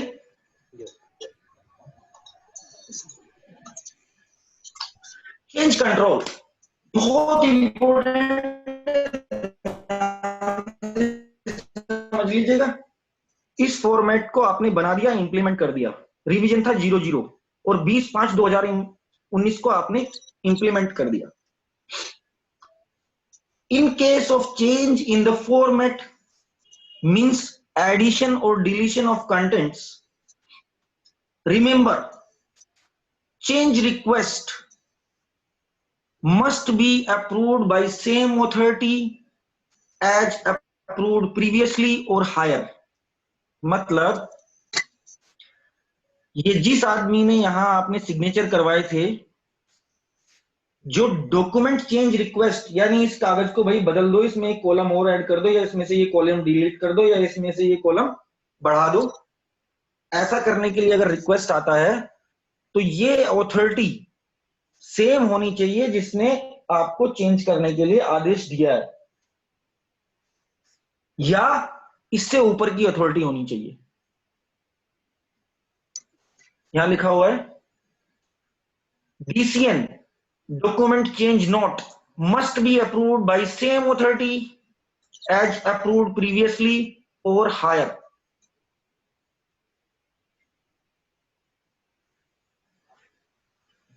ठीक है जी?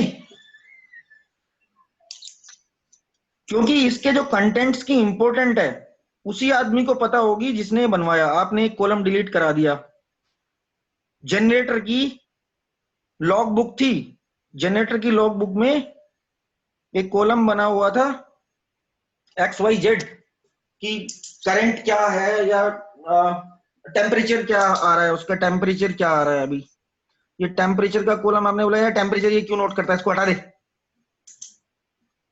तो पता लगा कि जो कंपनी के जो मेंटेनेंस के हेड थे वो इस कॉलम को देख के पता लगते कर लेते थे कि टेम्परेचर अगर हर रोज हायर साइड में जाना शुरू हो गया, कल भी हायर साइड में था, आज भी हायर साइड में है, तो या तो उसका जो कूलिंग कूलिंग के लिए जो उसमें वाटर डाला गया है और कूलेंट डाला गया है उसका रेशियो कम हो गया है, या फिर उसका रेडिएटर के अंदर कहीं कोई ब्लॉकेज आने शुरू हो गई है, उसको क्लीनिंग का रिक्वायरमेंट है, तो वो ये पता कर लेता था। लेकिन मेंटेनेंस के हेड के नीचे एक और सुपरवाइजर आया, कोई आया, उसने बोला कि यार ये कॉलम चेंज करो, इसमें से टेम्परेचर हटा दो, तो वो जिस पर्पज के लिए रखा गया था वो पर्पज खत्म हो गया। अब वो कोई इंफॉर्मेशन नहीं दे रहा, वो किसी काम की नहीं रिपोर्ट, उसको कूड़े कूड़े में फेंक दो, अब वो किसी काम की नहीं रही। ठीक है ना? तो इसलिए change request must be approved by the same authority और एज अप्रूव्ड प्रीवियसली और हायर, ये होना जरूरी है। जब आप चेंज करेंगे, आपने एक कॉलम बढ़ाया, एक कॉलम घटाया, या दो कॉलम बढ़ाए, दो कॉलम घटाए, तो ये जो रिवीजन 00 है ये 01 हो जाएगा, और ये जो इफेक्टिव डेट है ये चेंज होके वो हो जाएगी जिस डेट से आप इसको इंप्लीमेंट करना चाह रहे हैं। पहला 20/5/2019 को चल रहा था, अब हमने इसको रिवीजन 1 किया, इसका जो डेटा मिलेगा साहब, new record will be maintained, यहां से नया रिकॉर्ड मिलेगा 25/2 से 24/2 तक यही फॉर्मेट होगा, 24/2 तक यही वाला फॉर्मेट चल रहा होगा, 25/2 से ये वाला मिलेगा।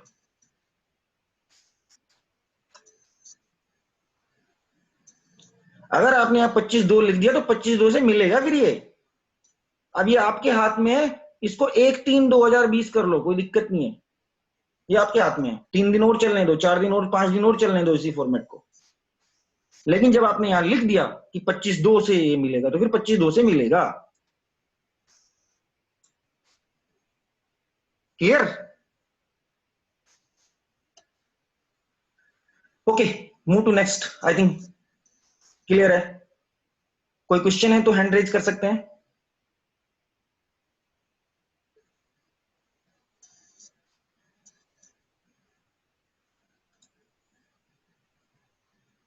नेक्स्ट, अब आपने चेंज कर दिया और आपके पास अब जो मास्टर कॉपी थी, शिट,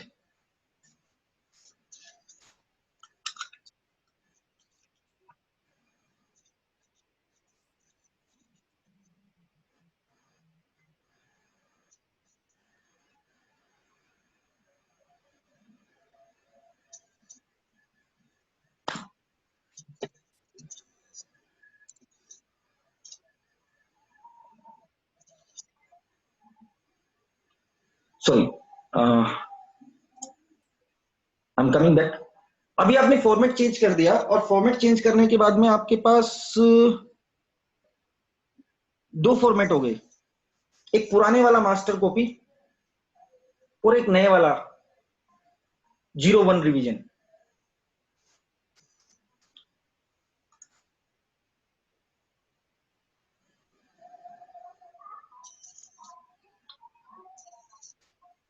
जो पुराने वाला 00 रिवीजन है उसकी मास्टर कॉपी को आप निकालिए अपने शीट प्रोटेक्टर में से और उसके ऊपर ऑब्सोलेट की स्टैंप लगाइए और उसको ऑब्सोलेट की फाइल में पहुंचा दीजिए। रेफरेंस के लिए आपके पास हमेशा रहेगी कि पहले क्या था, और जो नए वाला रिवीजन 01 निकला उसको वापस मास्टर बना दीजिए जैसे पहले बनाया था और इसको रिप्लेस कर दीजिए new master copy. New master copy, now this is a new master copy जिसमें दो कॉलम ऐड हो गए हैं।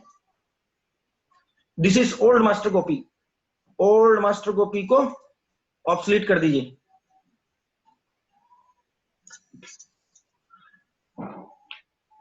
क्लियर? Any confusion? ये जो एब्सोल्यूट कॉपी है इसका क्या रिकॉर्ड रखना पड़ेगा लास्ट तक? बिल्कुल, उसमें स्टैंडर्ड का रिक्वायरमेंट है कि आप इसको रिकॉर्ड रख सकते हैं, बट वहां आप डिफाइन कर सकते हो अब मैं 3 इयर्स का रखूंगा या 4 इयर्स का या 5 इयर्स का। डिफाइन करना पड़ेगा जी। That is up to you. ठीक। नेक्स्ट चलते हैं। हाँ, डिस्ट्रीब्यूशन चेंज कंट्रोल बहुत इंपॉर्टेंट स्लाइड है, ध्यान से समझ लीजिएगा, इससे इंपॉर्टेंट अभी तक कुछ भी नहीं था इसमें। ये कैटेगरी है, ये सारे फॉर्मेट्स हैं।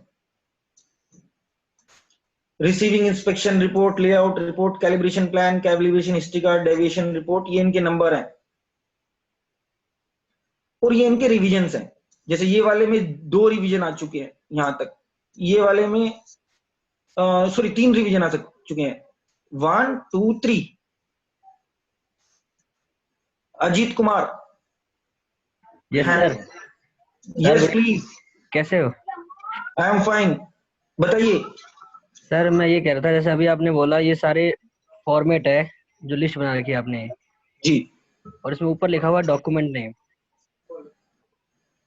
Document category, document category and document name, और अभी Yes. आपने बोला कि ये फॉर्मेट्स है। ये डॉक्यूमेंट ऑब्लिक फॉर्मेट कर दिया, लो जी। लेकिन मैंने अभी आपको थोड़ी सी देर पहले बोला था कि आज के टाइम पे जो ISO 9001 2015 है, उसने इसका नाम चेंज कर दिया डॉक्यूमेंटेड इंफॉर्मेशन। या तो आप इसको डॉक्यूमेंट कहिए, रिकॉर्ड कहिए, कुछ भी कहिए, that is a documented information. आपको ये पूछना क्यों पड़ा और आपको हैंड रेज क्यों करना पड़ा कि जो एग्जाम्पल यूज हो रहा है वो फॉर्मेट 2003 का यूज हो रहा है। ओके ओके, या ओके सर, थैंक यू।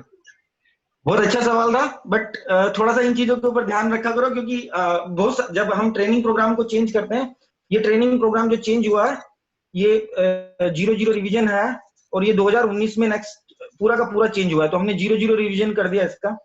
तो लेकिन उस टाइम पे हम सारे फॉर्मेट्स चेंज नहीं कर पाते हैं। It takes very big time to change complete entire presentation. Okay, चलिए टॉपिक पे आते हैं। सो यहाँ पे 1 2 3 रिविजन आ चुके हैं, यहाँ पे 1 2 2 रिविजन हैं और यहाँ पे सब 00 पहला रिवीजन चल रहा है। Just a moment, message. Okay, अब ये ABC क्या है? ABC डिपार्टमेंट्स हैं, ये आपको कहीं डिफाइन कर लेने, नीचे कहीं डिफाइन कर दीजिए। There is some participant, Mittal साहब फिर से बाहर हो जाते हैं। ओके, ये सारे डिपार्टमेंट से A मींस MR ले सकते हो, B means purchase, C means quality, D means production, E means tool room, F means HR, कुछ भी ले सकते हो। दिस इज बला बला, ये आपको डिफाइन करना है। तो कहने का मतलब ये है कि जो लेआउट इंस्पेक्शन रिपोर्ट और फाइनल इंस्पेक्शन रिपोर्ट है C डिपार्टमेंट में यूज हो रही है, यानी क्वालिटी में यूज हो रही है। डेविएशन रिकॉर्ड प्रोडक्शन में भी यूज हो रहा है, प्रोडक्शन में भी यूज हो रहा है, क्वालिटी में भी यूज हो रहा है और परचेज में भी यूज हो रहा है। डेविएशन रिकॉर्ड ये 3 जगह यूज हो रहा है। तो जब चेंज किया आपने ये वाला फॉर्मेट, सपोज ये डेविएशन वाला ही फॉर्मेट था, तो जब ये आपने चेंज किया, इसका रिवीजन यहां ये वाला निकला 01, तो 01 रिवीजन को आपको प्रोडक्शन, क्वालिटी और परचेज तीनों जगह से पुराने वाले फॉर्मेट सारे विड्रॉ करने हैं और नया वाला फॉर्मेट रिलीज करना है। This is important. अगर ये किसी एक जगह छूट गया तो आपका क्वालिटी मैनेजमेंट सिस्टम इफेक्टिव नहीं है। जब हम इंटरनल ऑडिटर का ट्रेनिंग प्रोग्राम करेंगे, इंटरनल ऑडिटर क्वालिफिकेशन वाला, तो वहां ये इंटरनल ऑडिट में एक बहुत अच्छा चेक पॉइंट होता है कि आप रिवीजन जब देखें और उसका डिस्ट्रीब्यूशन लिस्ट देखें, तो आप ये तीनों जगह वेरीफाई किए करें कि सेम फॉर्मेट यूज हो रहा है कि नहीं हो रहा है। और ये एक बहुत बड़ी मिस्टेक होती है जो हर कंपनी के अंदर मिलती है कि 3 स्टेशन में से कोई एक स्टेशन आपको मिल ही जाएगा जहां पे पुराने वाला इस्तेमाल हो रहा होगा। सर ये हैंडओवर का डाटा भी तो होता है ना कि इसको परचेज को दे दिया, प्रोडक्शन को दे दिया, क्वांटिटी, उसका डाटा रखना पड़ेगा। जैसे हैंडओवर का हो गया, जो ओल्ड डॉक्यूमेंट्स विड्रॉल का हो गया। मैं दो चीजों की बात कर रहा हूँ। हैंडओवर का डेटा हो गया, विड्रॉ का डेटा कहां से रखोगे? विड्रॉ भी तो करने हैं ना, पुराने सारे दो भाई मुझे।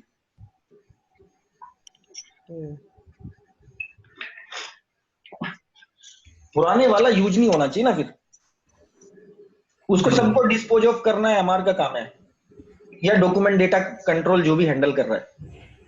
एमआर नहीं बोलूंगा क्योंकि एमआर स्टैंडर्ड बोलने नहीं देता आजकल। मैनेज पार्टिसिपेंट, तमन्ना, ओके।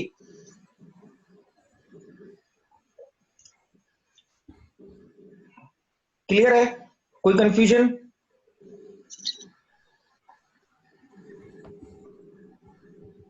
कोई भी कंफ्यूजन हो अभी सोच पूछ लिए, क्योंकि इसके बाद मैं डॉक्यूमेंट कंट्रोल पे जा रहा हूं। Mute all.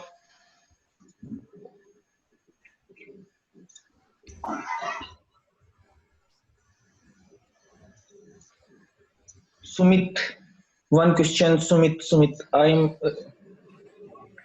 मैं सुमित को अभी अनम्यूट कर रहा हूं। Sumit have one question.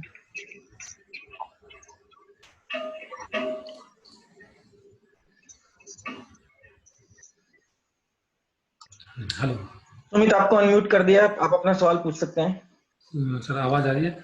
हाँ बिल्कुल आ रही है। मेरा सवाल ये है सर, जो डॉक्यूमेंट्स उनसे वापस लेने हैं, जो कि हमें ऑब्सलीट करने हैं, तो जी वो डॉक्यूमेंट्स भी क्या ऑब्सलीट की फाइल में जाएंगे, उनका रिकॉर्ड रखा जाएगा क्या? Definitely, there is no doubt. ठीक है। Okay, hello. Any other question? Hello. इसमें मैं एक चीज कहना चाहूंगा, जो डॉक्यूमेंट हम उनसे लेंगे वापस, अगर वो कंट्रोल कॉपी होगी, जी जी, कंट्रोल कॉपी होगी तो वो फाइल में नहीं जाएगी। नहीं, देखिए, जो हमने उनसे वापस लिया, अभी हम फॉर्मेट्स की बात कर रहे हैं, जो फॉर्मेट्स वापस लिए वो किसी काम के नहीं है। उनको आप बैक पेपर में कहीं यूज कर सकते हैं, रफ पेपर में कहीं यूज कर सकते हैं, अदरवाइज डिस्पोज ऑफ कर दीजिए, क्योंकि वो फॉर्मेट है। हाँ ठीक है। क्योंकि मास्टर कॉपी ही ऑब्सलीट में जाएगी सिर्फ। हाँ, सिर्फ मास्टर कॉपी ऑब्सोल्यूट में जाएगी। This one. I am going to previous. This one. मैंने बोला master copy, old master copy के ऊपर ऑब्सलीट का ठप्पा लगाना है, उसको आपको ऑब्सलीट फाइल में भेजना है। वो जो अदर डिपार्टमेंट से आएगी वो तो कंट्रोल्ड कॉपी होगी, तो वो तो फिर हम रफ में यूज करेंगे। नो, वो कंट्रोल्ड कॉपी है ही नहीं। मैंने कहीं भी आपको बताया ही नहीं है कि फॉर्मेट को कंट्रोल करना है। मैंने आपको कहीं भी नहीं बताया फॉर्मेट के ऊपर कंट्रोल कॉपी की स्टैंप लगी हुई है। वो ब्लैंक जाए डिस्ट्रीब्यूशन होगी तो मैंने बोला था, अब यहाँ देखिए, मैंने यहाँ आपको बोला था कि ये बैक साइड में स्टैंप इसलिए लगा रहे हैं कि आपको इसकी जब फ्रंट से फोटो कॉपी करेंगे तो वो बिल्कुल ब्लैंक आएगी, उसके ऊपर कोई स्टैंप नहीं होगी। Okay.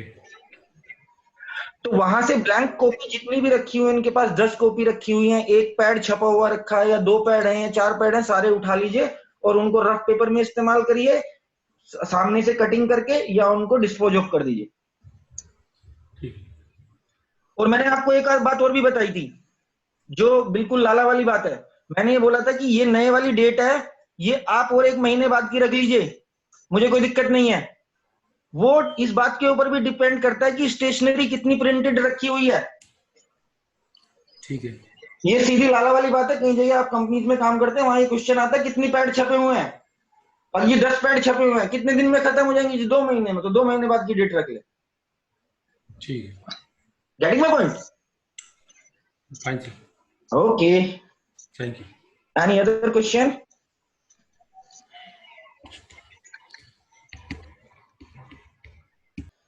So I am taking him on mute.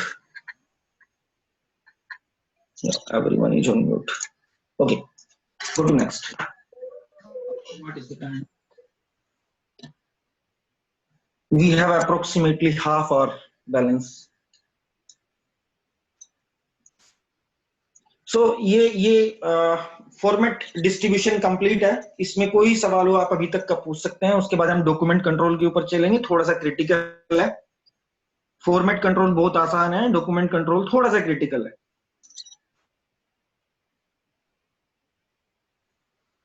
तो नेक्स्ट चलते हैं।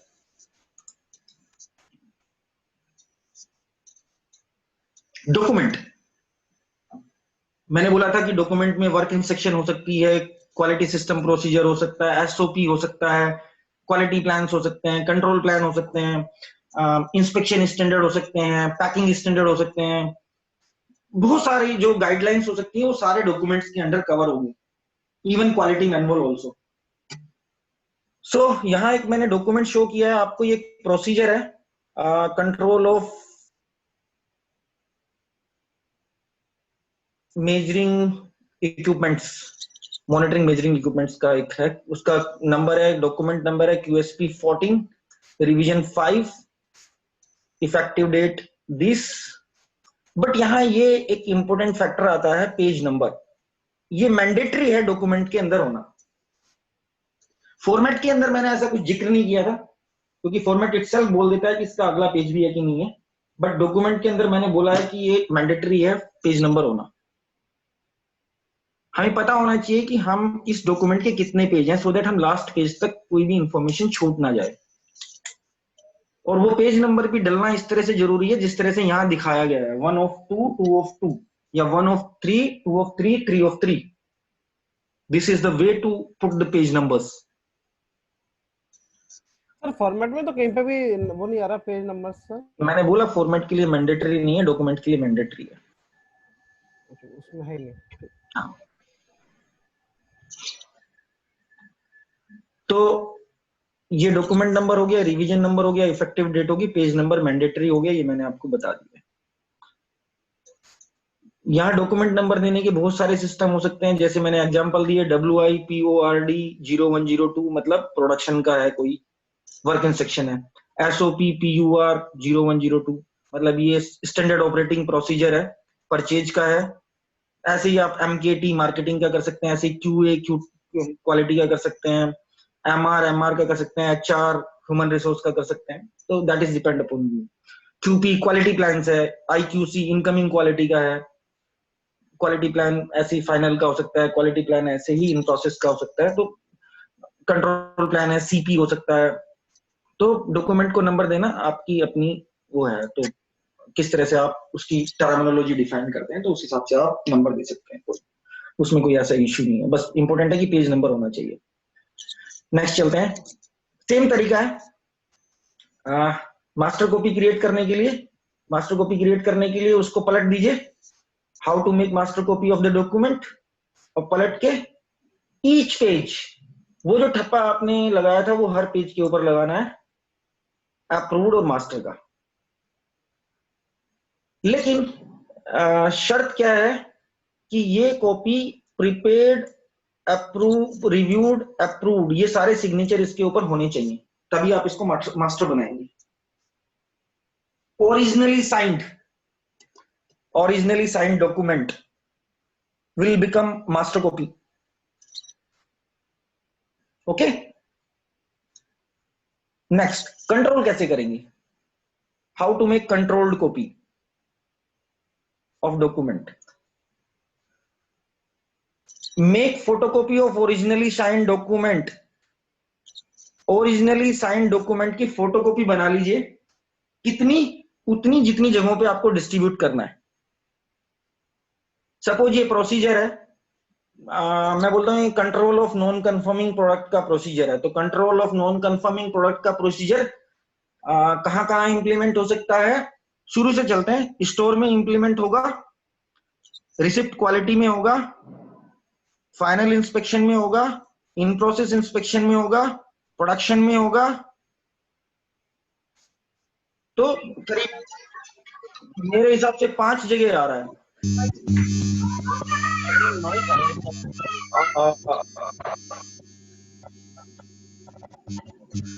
प्लीज प्लीज, मेरी तरफ से सभी म्यूट हैं, क्या प्रॉब्लम है?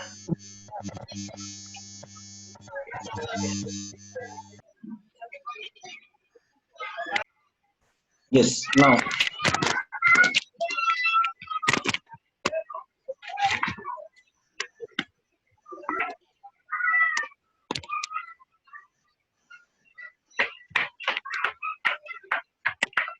I'm not able to see who is in mute.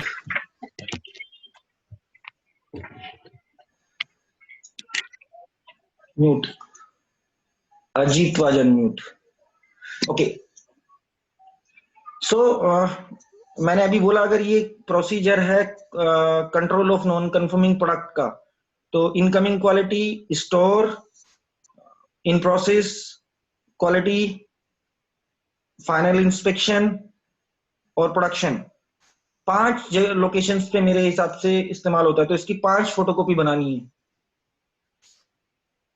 तो 5 फोटोकॉपी बना के आप इसको पांचों की पांचों कॉपी को, कंट्रोल का स्टैम्प इस तरह का रहता है,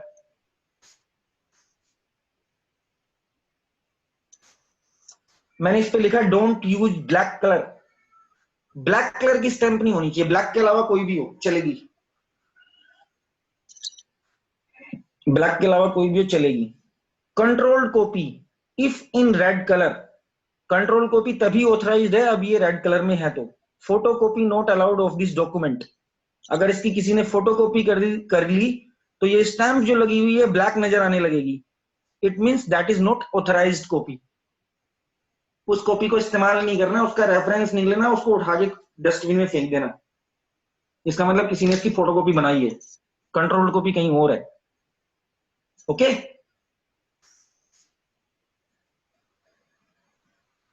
क्लियर और have some question?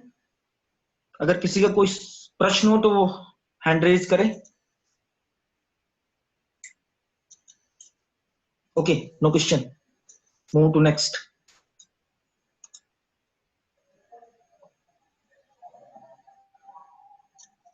Change control, same statement है in case of change in document, addition और डिलीशन ऑफ कंटेंट्स और चेंज इन स्पेसिफिकेशन। एक शब्द ऐड हुआ है, चेंज इन स्पेसिफिकेशंस। डॉक्यूमेंट के अंदर कुछ ऐसे डॉक्यूमेंट भी होंगे जिनके अंदर स्पेसिफिकेशंस होंगी, process control standard, control plan, incoming inspection standard, quality plans, incoming final inspection standards, packing standards. तो इन डॉक्यूमेंट्स के अंदर कहीं ना कहीं स्पेसिफिकेशंस होती है, इंटरनल ड्राइंग्स भी हो सकती हैं तो वहां भी स्पेसिफिकेशंस होगी। तो एडिशन और deletion of contents and change in specification सब कुछ इसके अंदर आएगा। Remember, change request decision must be approved by the same authority as approved by previously और हायर। यहां भी वही चीज इस्तेमाल होती है कि कोई डायमेंशन थी से 24 प्लस माइनस 0.2 और हम उसको चेंज करके 24 प्लस माइनस 0.25 करने जा रहे हैं, तो अगर वो अप्रूव हायर अथॉरिटी से या shit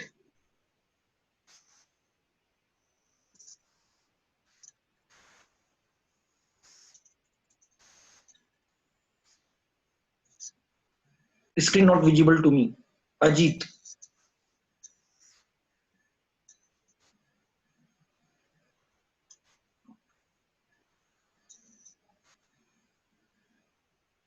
anyone have the same problem? किसी और को भी प्रॉब्लम है जिसको स्क्रीन विजिबल नहीं हो रहा है? No sir. Ajit, check your network, आप शायद रेंज में नहीं है, बाकी सब लोगों को ये स्क्रीन विजिबल है।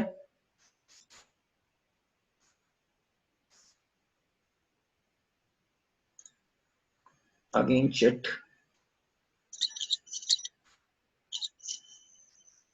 I think I should leave and again join. Yes, you can join.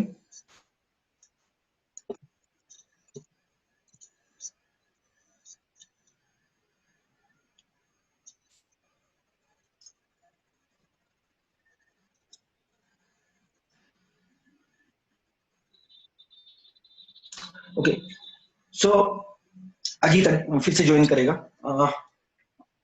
Suppose मैं डायमेंशन की बात कर रहा था, 24 माइनस प्लस माइनस 0.2 डायमेंशन है, उसको हम चेंज करके अभी 20 कोई कस्टमर कंप्लेंट आया, उसको हम चेंज करके 24 प्लस माइनस 0.25 उसका टॉलरेंस बढ़ाना चाह रहे हैं, जिससे कस्टमर को रिक्वेस्ट फ्रॉम अजीत एडमिट। लेकिन नीचे डाउन द लेवल जो पहला रिक्वेस्ट था वो जनरल मैनेजर ऑपरेशन ने अप्रूव किया था। Ajit, mute yourself.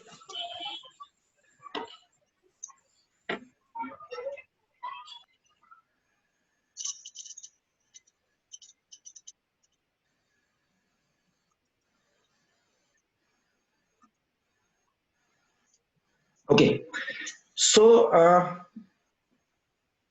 पहला जो रिवीजन था, रिवीजन 04, वो अप्रूव्ड बाय जीएम ऑपरेशन था, और अभी क्वालिटी हेड ने इसको डीसीएन को अप्रूव करके दे दिया, और अभी इन्होंने क्वालिटी हेड ने अभी 2 महीने पहले ही ज्वाइन किया है, तो और आपने वो चेंज कर दिया,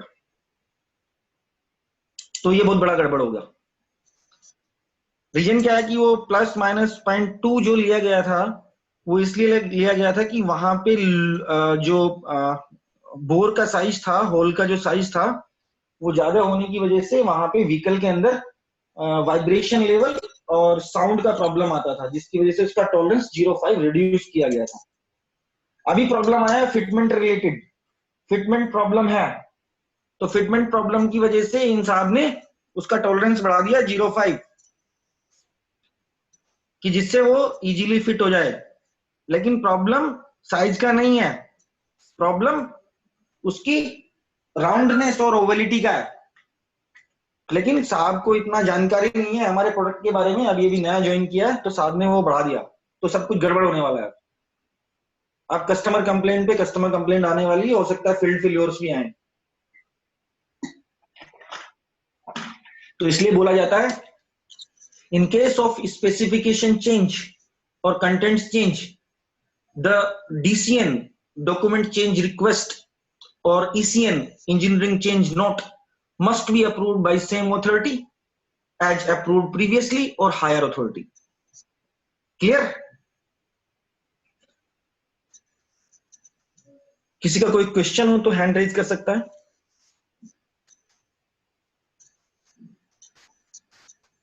नेक्स्ट चलते हैं। चेंज रिवीजन कंट्रोल, आपको बता दिया 01 से 0, अगर प्रीवियस स्लाइड में आपको बताया 04 रिवीजन था, 2017 का था, 05 रिवीजन हो गया, 2018 का हो गया, बाकी सब सेम है। तो नेक्स्ट पे चलते हैं। Change history must be maintain itself in the same document. बस ये एक स्टेटमेंट बड़ी इंपॉर्टेंट है, बाकी तो सब सेम ही है जो पहले आपको समझाया गया है। मतलब इसके अंदर कितने रिवीजन आए हैं? रिवीजन 01 से 05 आ चुके हैं अभी तक। तो 04 में क्या हुआ था? Procedure amended as per IATF 16949 2016 के हिसाब से प्रोसीजर ठीक कर लिया गया था। पहले TS के हिसाब से होगा जहां तक उम्मीद है। अभी 17/5/2018 में क्या किया गया? Calibration certificate verification process edit, यानी कैलिब्रेशन सर्टिफिकेट को कोई वेरीफाई नहीं करता था, उसका वेरिफिकेशन का प्रोसेस ऐड किया है 2018 में 5वें महीने में। तो ये पूरी हिस्ट्री है इसके अंदर कि ये डॉक्यूमेंट कब कब किसने कैसे कैसे चेंज किया और क्या क्या अपडेट हुए हैं।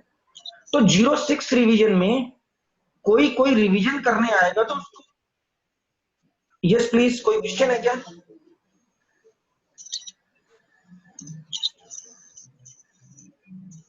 Mute all.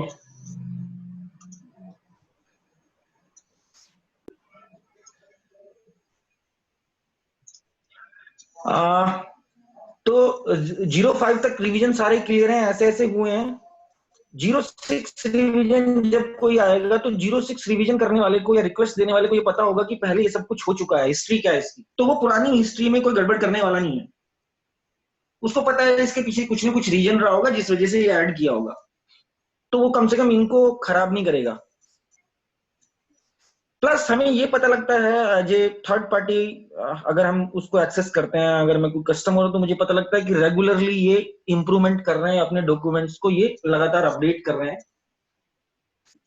तो इट शो द इंप्रूवमेंट। अगर किसी कंपनी के अंदर 2016 से 2018 तक 5 रिवीजन आ चुके हैं, इट इज वेरी गुड कि वो अपने सिस्टम को अपग्रेड कर रहे हैं। अगर किसी कंपनी में 2 साल में कोई भी रिवीजन नहीं आया, इसका मतलब ये समझ लीजिए कि वो कंपनी का जो क्वालिटी मैनेजमेंट सिस्टम है लगभग डेड है। क्लियर है ना? कोई क्वेश्चन हो तो आप पूछ सकते हैं।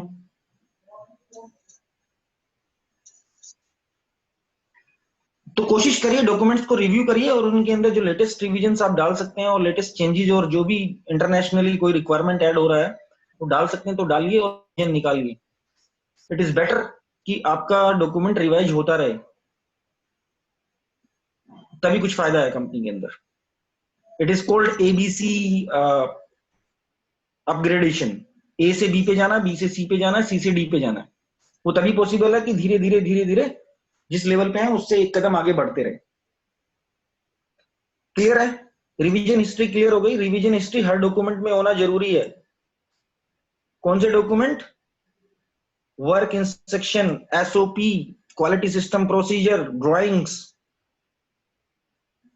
Process control standard, test, engineering on test specifications,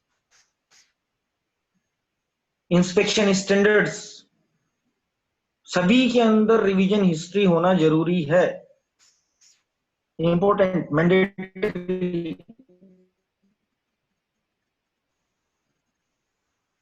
अब कंट्रोल कैसे करना है? ओरिजिनल अप्रूव्ड वाले को मास्टर बना दीजिए सेम, और जो ओल्ड मास्टर कॉपी है उसको ऑब्सोलीट कर दीजिए। ओल्ड मास्टर कॉपी को ऑब्सोलीट कर दीजिए, ऑब्सोलीट की फाइल में पहुंचा दीजिए। और जो कंट्रोल्ड कॉपी आपने 5 डिस्ट्रीब्यूट की थी मेरे हिसाब से, जो हमने Vinay out of the meeting join कर लिया। जो ओल्ड मास्टर कॉपी है जिसके पीछे मास्टर का ठप्पा लगा हुआ है उसको, और ओरिजिनली साइंड है, उसको ऑब्सोलीट करना है। Old master copy. अब जो पिछली बार क्वेश्चन किया था, आई थिंक अजीत ने किया था, तो उसके लिए बताते हैं।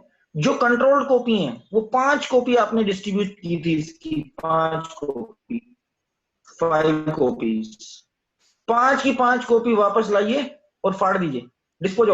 Dispose of old controlled copies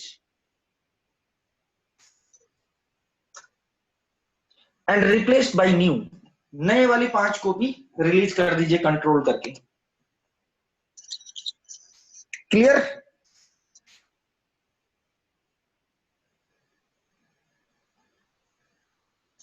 Any question?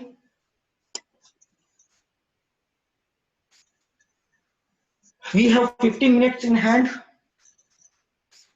5 minute के अंदर मुझे इसको खत्म करना। 10 मिनट के लिए हम क्वेश्चन आंसर सेशन रखेंगे। कोई डाउट हो तो आप पूछ लीजिएगा।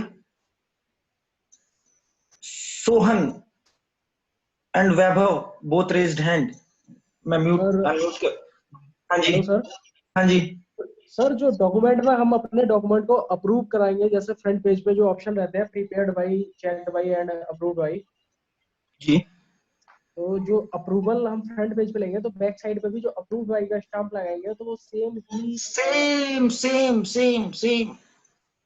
तो सर डबल दो जगह अप्रूवल लेने की मतलब हमें क्या ऐसी मतलब नीड है कि हम जैसे 2 जगह अप्रूवल ले रहे हैं सेम पर्सन से ही? देखिए क्या होता है कि अगर उसकी फोटोकॉपी की गई है तो बैक साइड की कभी फोटोकॉपी नहीं होती। बैक साइड हमेशा आपको बताती है कि ओरिजिनली साइंड डॉक्यूमेंट है। ओके। नहीं तो जो बैक साइड में अप्रूव्ड बाई का हमारा जो सिग्नेचर होगा वो तो फ्रंट पे भी होगा ना सर? बिल्कुल फ्रंट पे होगा। तो वो जो फ्रंट पे आ रहा, मैं वही पूछना चाह रहा हूँ कि जैसे फ्रंट पे किसी ने अप्रूवल दे दिया है तो वो बैक पे भी मतलब मैं आपको क्लियर कर देता हूँ। इन case of format back side के ऊपर अप्रूव्ड का स्टैंप लगाना मैंडेटरी है। इन केस ऑफ डॉक्यूमेंट आप बैक साइड में अप्रूव्ड का स्टैंप लगाएं ना लगाएं कोई फर्क नहीं पड़ता। ओके ओके ओके ओके, बिल्कुल सीधा सा फंडा है। लेकिन हम लोग क्या करते हैं, हम लोग इसलिए ट्रेनिंग में आपको ये सेम चीजें बताते हैं कि एक जैसा सिस्टम कंपनी के अंदर बन जाए। ओके। अब कॉम्प्लेक्स ना हो, कॉम्प्लेक्सिटी ना फैले, इसलिए हम बोलते हैं कि भैया पीछे दोनों ठप्पे लगाओ। ओके, ठीक है ना? Okay, thank you sir. Any other question? Right, welcome. Any other question? Okay, go to next. अब थोड़ा सा ध्यान दे लीजिए, वैसी मास्टर लिस्ट है जैसी पहले दिखाई थी। लेकिन इसमें थोड़ा सा अंतर है, बहुत ध्यान से देख लीजिएगा। और अगर मैं उस मास्टर लिस्ट पे जाऊं, इसको एक बार फिर से देख लीजिए, ये वाली मास्टर लिस्ट थोड़ा ध्यान से देखो, ये वाला पोर्शन यहाँ पे राइट राइट के बटन बने हुए हैं, मींस इस डिपार्टमेंट में ये इस्तेमाल हो रहा है। अब ये वाली पे आ जाइए, इसमें लिखा है नंबर्स 1 1, किसी जगह यहाँ पे 2 भी लिखा हो सकता था, 2, किसी जगह यहाँ पे 3 भी लिखा सकता था। इसका मतलब है नंबर ऑफ कॉपीज इस पर्टिकुलर डॉक्यूमेंट की आपने यहाँ पे 2 कॉपी दे रखी है।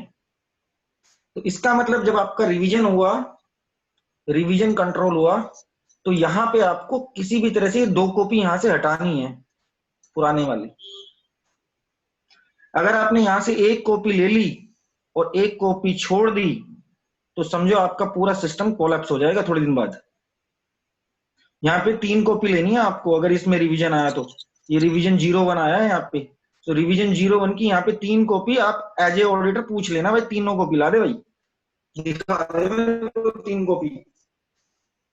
तो देख लेना ध्यान से, 3 में से 2 ही ओरिजिनल निकलेंगे, 2 ही रिवीजन 1 की निकलेगी, 1 पुराने वाली निकलेगी वहां से। ये पक्का है, गारंटी बता रहा हूं। So in case of document, you need to update a number of copies here. Clear है? तो ये कॉपी, जब इसने ये 01 रिवीजन यहाँ पे रिलीज किया, तो इसने ये 3 कॉपी यहां से उठाई होगी और इनको क्या किया होगा, इनको फाड़ दिया होगा और यहाँ पे नए वाली 3 कॉपी रिप्लेस कर दी होगी। क्लियर? डॉक्यूमेंट कंट्रोल का ये लास्ट है। मैं रिकॉर्ड के ऊपर चला जाऊंगा और रिकॉर्ड में सिर्फ मैं आपके 5 मिनट लूंगा, उसके बाद 10 मिनट हमारे पास क्वेश्चन आंसर के लिए रह जाएंगे। कोई डाउट हो तो आप पूछ सकते हैं। Okay, we will go to next. Record. Record का जैसे ही मैंने नाम लिया, ये बराबर में एक अच्छी सी पिक्चर लगी हुई आ रही है, 2018, 17, 18। तो इसी तरह से आपको रिकॉर्ड करना है, मेंटेन। कारण बता देता हूं, established and controlled record as evidence of conformity. मैंने पहले आपको बताया था रिकॉर्ड एक एविडेंस है, जो डेफिनेशन दी थी वहीं पे बताया था। Evidence of conformity to requirement and demonstrate the effective operation of the quality management system. Established a documented procedure to define the record control needed for the records: identification, storage, protection। मैंने फिर से बोला कि आपने retention period रखा है 15 साल, पर प्रोटेक्शन, उसको प्रोटेक्ट करना है कि वो 15 साल तक ऐसा बचे भी कि उसको पढ़ा जा सके, रीडेबल। 15 साल बाद पेपर येलो हो गया है, दीमक उसको खा गई है, तो वहां पे क्या रखना है, मॉइस्चर कंटेंट के लिए कुछ रखना है, शीट प्रोटेक्टर के अंदर लगाना है या पॉलिथीन के अंदर पैक करके वैक्यूम पैकिंग करना है। Retrieval, retention, disposition. Keep records legible, readily identifiable and retrievable। इतनी सारी रिक्वायरमेंट है रिकॉर्ड कंट्रोल की। कोई पार्टिसिपेंट फिर से आउट हो गया, विनय।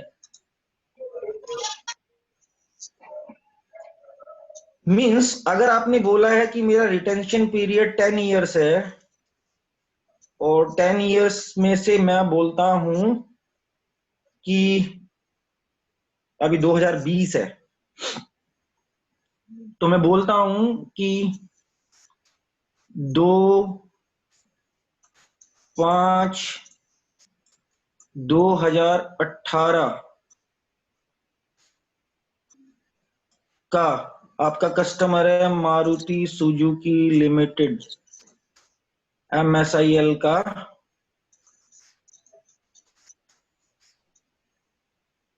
कोई पार्ट है ABC, उसकी इंस्पेक्शन, फाइनल इंस्पेक्शन रिपोर्ट दिखा दो, तो आपके पास रिट्रीवल टाइम है 2 मिनट्स। इंटरनेशनली आपका जो रिटेंशन पीरियड है उसमें से कोई भी डेटा आपसे मांगा जाए तो उसका 2 मिनट के अंदर आप डेटा प्रस्तुत कर देना चाहिए। मतलब ये होता है कि आप उसकी स्टोरेज, इंडेक्सिंग मेथड कैसे करेंगे कि वो आप 2 मिनट में ढूंढ के निकाल सकें, ये बड़ा इंपॉर्टेंट है। तो उसके लिए सिस्टम बनाया जाता है। मैं बेसिक सिस्टम आपको बता देता हूं, बाकी आप लोग बहुत इंटेलिजेंट हैं, आप नए नए सिस्टम तो खुद ही ढूंढ निकालेंगे।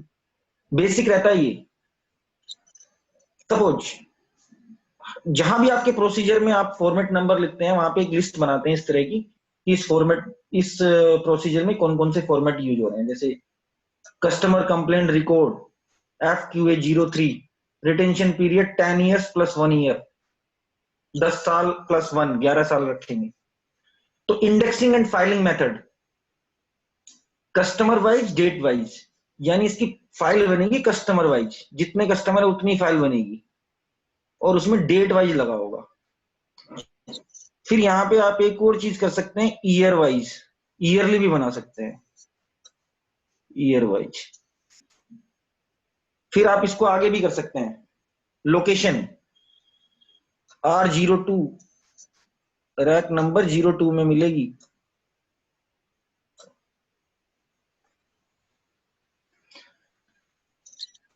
यहां पे इंडेक्सिंग, फाइलिंग, स्टोरेज भी कर दीजिए, स्टोरेज।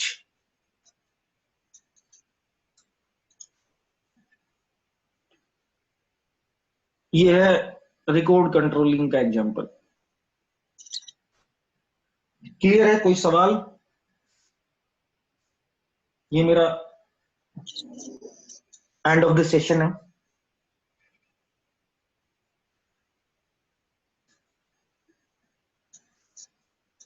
कोई सवाल हो तो हैंड रेज कर सकते हैं।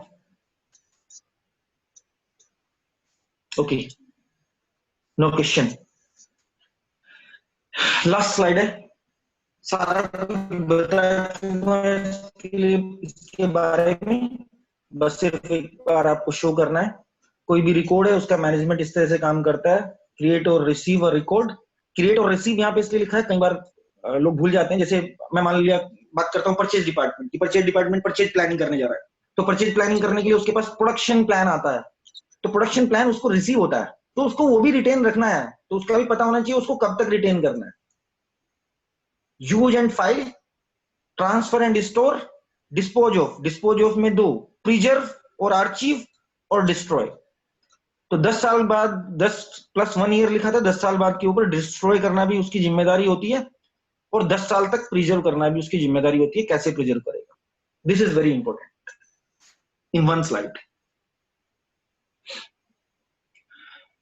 यहां जो ट्रांसफर और स्टोर लिखा हुआ है इसका ध्यान से मतलब समझ लीजिएगा। इस ट्रांसफर और स्टोर का मतलब होता है कि ऑन लोकेशन जहां परचेज वाला आदमी बैठता है वहां वो कितने दिन का रखेगा, सपोज 3 महीने का वहां पे रखेगा और बाकी वो स्टोर में भेज देगा जहां डॉक्यूमेंट स्टोर है, या उसकी कोई अपनी स्टोरेज रैक है, तो उसको पता होना चाहिए मैं कितने दिन का अपने पास रखूंगा, कितने दिन का वहां मिलेगा, कितने दिन का यहां मिलेगा, कितने दिन का ए लोकेशन पे मिलेगा, कितने दिन का बी लोकेशन पे मिलेगा। ये पता होना चाहिए, डिफाइन होना चाहिए आपके सिस्टम में, right? Clear? I think it is clear now. Answer session, raise hands 1 by 1 मैं अनम्यूट करते जाता हूं। This is all from my side.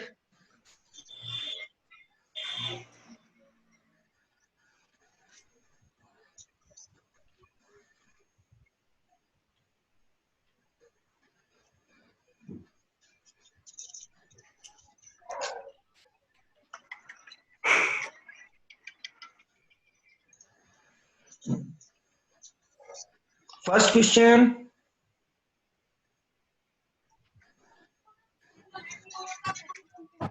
नहीं हो नहीं ऐसे नहीं करना।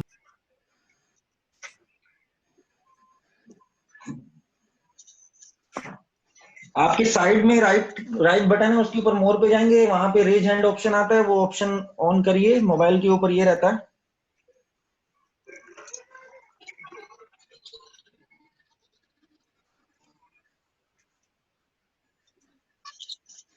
Okay, one by one I am Neel Ranjan, any question? Sir any question? How are you? सिर्फ एक क्वेश्चन सर। बोलिए ना। क्वेश्चन नहीं है जो हम हेलो, हाँ जी बोलिए बोलिए। जो हम बात कर रहे थे डॉक्यूमेंट डिस्ट्रीब्यूशन में, format distribution and document distribution की, जी, तो दोनों को हम एक ही जगह पे मेंटेन नहीं कर सकते, जहाँ हम जिसमें हम लगा रहे हैं टिकिंग कर रहे हैं और दूसरी जगह पे हम लिख रहे हैं नंबर ऑफ कॉपीज। जी, तो अगर हम उसमें डायरेक्ट नंबर ऑफ कॉपीज ही डाल दें तो ये पता लगे ना टिकिंग की जगह किसे हाँ इनको हमने दिया है। बट फॉर्मेट में आप नंबर ऑफ कॉपीज कितनी लिखेंगे, 100 की 150? फॉर्मेट में तो नंबर ऑफ कॉपीज तो हम दे ही नहीं सकते ना, एक ही तो फॉर्मेट हम देंगे ना। तो इसलिए हमेशा एक ही वहां पे रहेगा। नहीं सर, दो चीज दिखाई, एक दिखाया आपने कि किसको किसको डिस्ट्रीब्यूट किया हमने, जी, वहां पे टिकिंग है, और दूसरा हमारा है जहाँ पे हमने दिखाया कि कितने नंबर ऑफ कॉपीज हमने डिस्ट्रीब्यूट की। बिल्कुल ठीक है। तो मैं कह रहा हूँ दोनों की जगह एक हम बना सकते हैं ना। हाँ बिल्कुल एक बना सकते हो, बट डॉक्यूमेंट के केस में नंबर ऑफ कॉपीज दिखाना जरूरी है। हाँ जी बिल्कुल। ठीक है, thank you. Thank you sir. Okay, welcome. Gulyani ji. हाँ जी बोलिए सर। Any question? हेलो, हम इसको समाप्ति की तरफ हैं, समाप्त करने जा रहे हैं, सिर्फ क्वेश्चन आंसर सेशन है, अगर कोई सवाल हो तो पूछ सकते हैं। हेलो, हाँ जी मैं सुन रहा हूँ, आप पूछिएगा। मैं ये पूछना चाहता हूँ, ये कस्टमर स्पेसिफिक रिक्वायरमेंट्स के लिए क्या क्या डॉक्यूमेंट्स होने चाहिए, ये अभी तक क्लियर नहीं हो पाया है, कंपनी में हो नहीं पाता कि सप्लायर क्या देगा तो सप्लायर से। गुलियानी जी नेक्स्ट वीक हमें गुलियानी जी नेक्स्ट वीक हमारा एक पेड सेशन है, एपीक्यूपी एंड पीपैप। अच्छा, उसके अंदर पूरा आपको डिटेल क्लियर कर दिया जाएगा। ठीक है ठीक है, right, thank you very much. Tamanna Mittal साहब।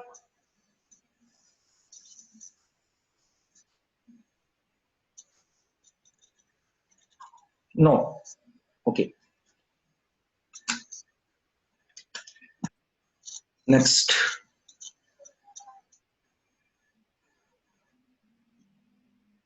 Ajit, any question? No sir, thank you. Right, thank you. Anil ji, Anil Yadav साहब। No sir. नमस्कार जी, कैसे हैं? कोई question? No sir, thank you, अच्छा से कर रहा। Very good very good very good.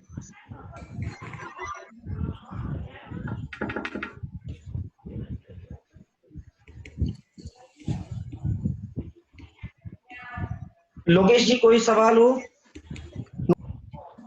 Right, thank you.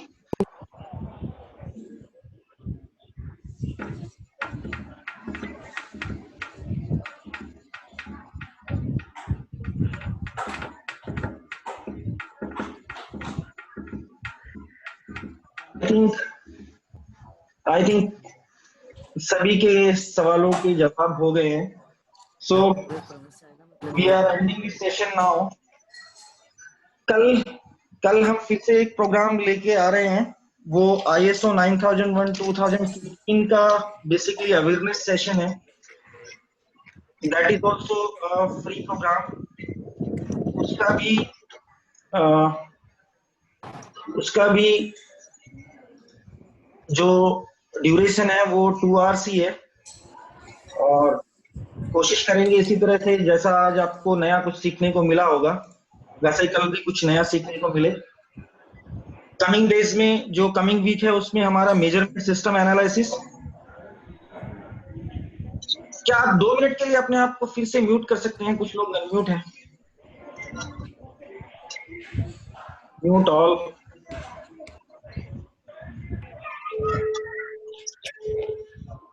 Okay, now so coming week में हमारा measurement system analysis, IATF 169 awareness course और एडवांस प्रोडक्ट क्वालिटी प्लानिंग और पीपैप, ये 3 major training programmes next week में है। शेड्यूल आपको raise कर दिया जाएगा। आप मेरे व्हाट्सएप के ऊपर, अगर मेरा नंबर है या जो नंबर यहाँ लिखा हुआ आया था, तो गो टू फर्स्ट,